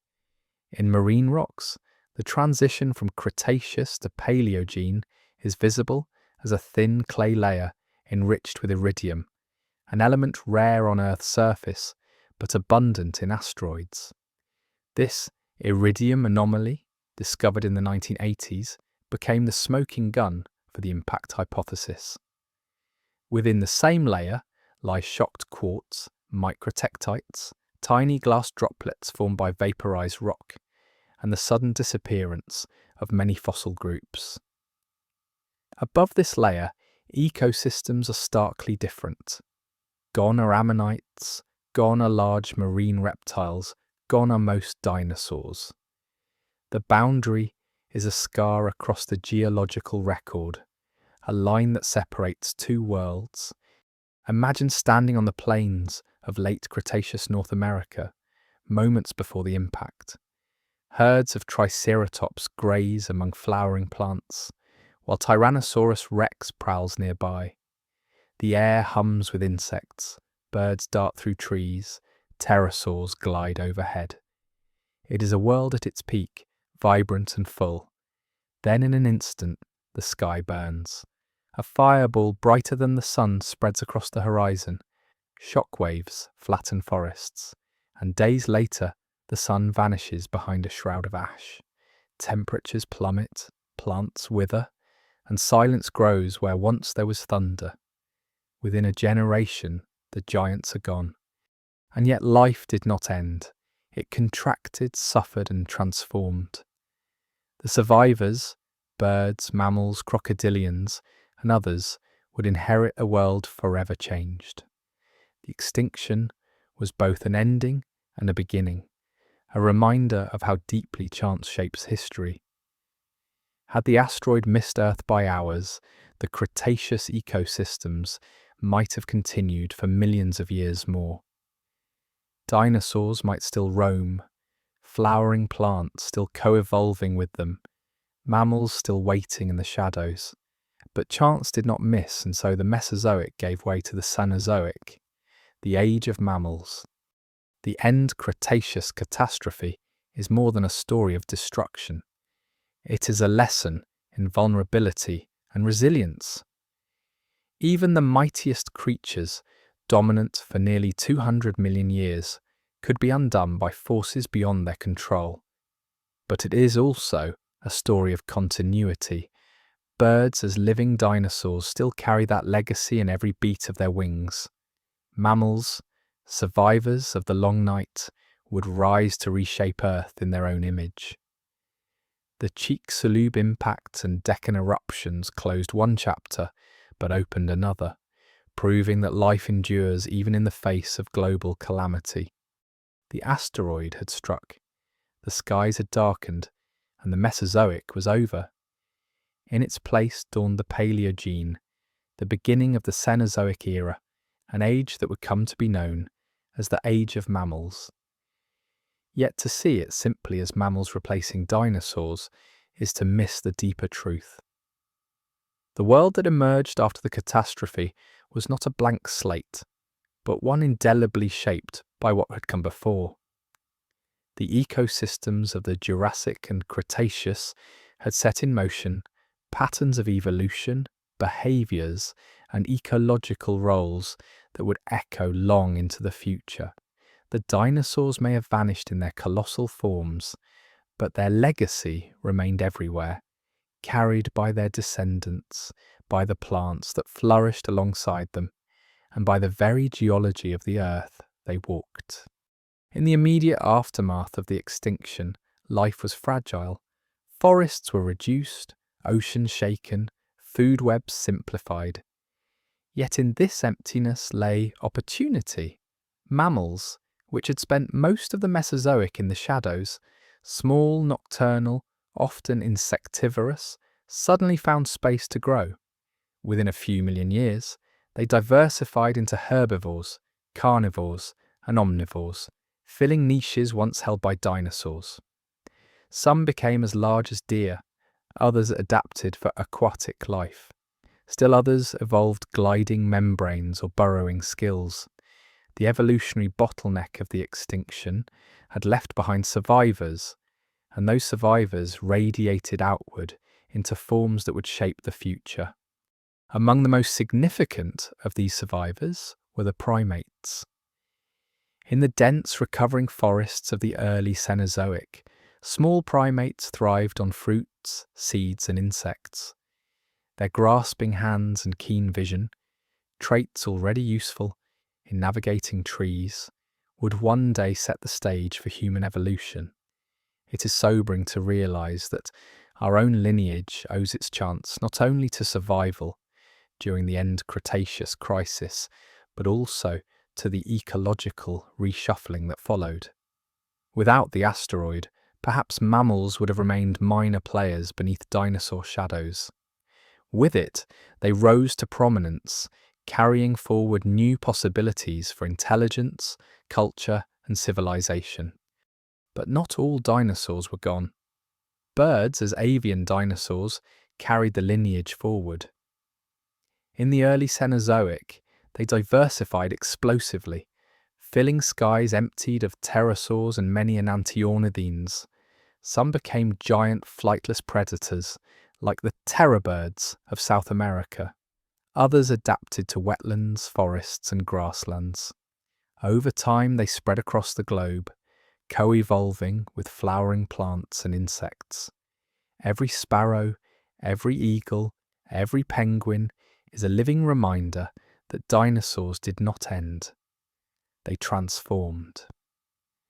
When we hear birdsong in the morning, we are hearing the voices of survivors of the Mesozoic, echoes of an age when feathers first adorned small predators in long-lost forests. The plants of the Cretaceous also carried their influence forward. Angiosperms, already spreading before the extinction, became dominant in the Cenozoic. Their partnership with pollinators deepened, with bees, butterflies, and birds driving rapid diversification. Grasses, absent in most of the Mesozoic, began to spread widely, eventually creating savannas and grasslands that supported vast herds of grazing mammals. These ecosystems reshaped the Earth's surface, altering carbon cycles, soils, and even climate. In a sense, the age of mammals was also the age of angiosperms, continuing the revolution begun quietly under dinosaur feet. Geologically, the scars of the Mesozoic remained. The Chicxulub crater still lies buried beneath Yucatan, its structure a silent witness to catastrophe. The Deccan Traps stand across India, layered basalts stretching for hundreds of thousands of square kilometres. The continents, having split from Pangaea, continue to drift into their modern positions, creating the outlines of geography we recognise today. The mountains raised, the seas retreated, but within the rocks we still see the fingerprints of that earlier world. Every fossil bed, every chalk cliff, every coal seam is a reminder that the Earth carries its history within itself. And what of the dinosaurs themselves beyond birds? Their bones, preserved in stone, tell us stories that still inspire awe and imagination. In every museum hall where the skeleton of a Brachiosaurus towers, or the skull of a Tyrannosaurus rex gapes open, we see not just creatures long gone, but lessons about scale, adaptation, and fragility. They remind us that dominance is not immunity, that even the most successful lineages can fall to chance. Yet they also remind us that life is resilient, capable of renewal even after devastation. The Mesozoic is gone, but its lessons remain vital in an age where humanity now alters climate and ecosystems on a global scale. Imagine walking through a modern forest at dawn. Birds stir, their wings fluttering as they rise from branches. The air smells of flowers, pollinated by insects. A squirrel darts past, a mammal descendant of those that survived the long night 66 million years ago. Beneath your feet, soil forms from layers of sediment and stone, some of which carry the remains of ancient creatures. You are living in a world built on the ruins of the Mesozoic, shaped by its endings and continuities alike. We are, in a sense, still walking through that age, its fingerprints everywhere, its legacy alive in feather and fur, in plant and stone. The Mesozoic story is not simply one of dinosaurs ruling and then dying. It is a story of Earth's dynamism, of continents drifting, climate shifting, life adapting. It is a story of partnerships, plants and pollinators, herbivores and ecosystems, predators and prey. It is a story of experiments, some successful, others ended by chance. And above all, it is a story of resilience, for though many lineages perished, others survived, transformed, and carried the thread of life forward. Without the Mesozoic, our world would be unimaginably different. Without its extinctions, its survivors, its revolutions, we would not be here to tell its story. So as we close this journey through the Mesozoic, consider the continuity that links past and present. The birds in the sky are dinosaurs still. The flowering plants in our fields began their rise beneath sauropod shadows. The mammals that dominate today emerged in the wake of catastrophe. We live not in isolation from that age, but as heirs to it, shaped by its events, enriched by its legacy. The Mesozoic was not merely an age of reptiles, it was an age of transformation, laying the foundations of the modern Earth. And so, when you look up at the sky and see a bird tracing arcs of flight, or when you walk among forests and fields sustained by flowering plants, remember that you're seeing the living threads of a story that began hundreds of millions of years ago. The age of dinosaurs ended, but the world they built endures in stone and feather, in our very existence.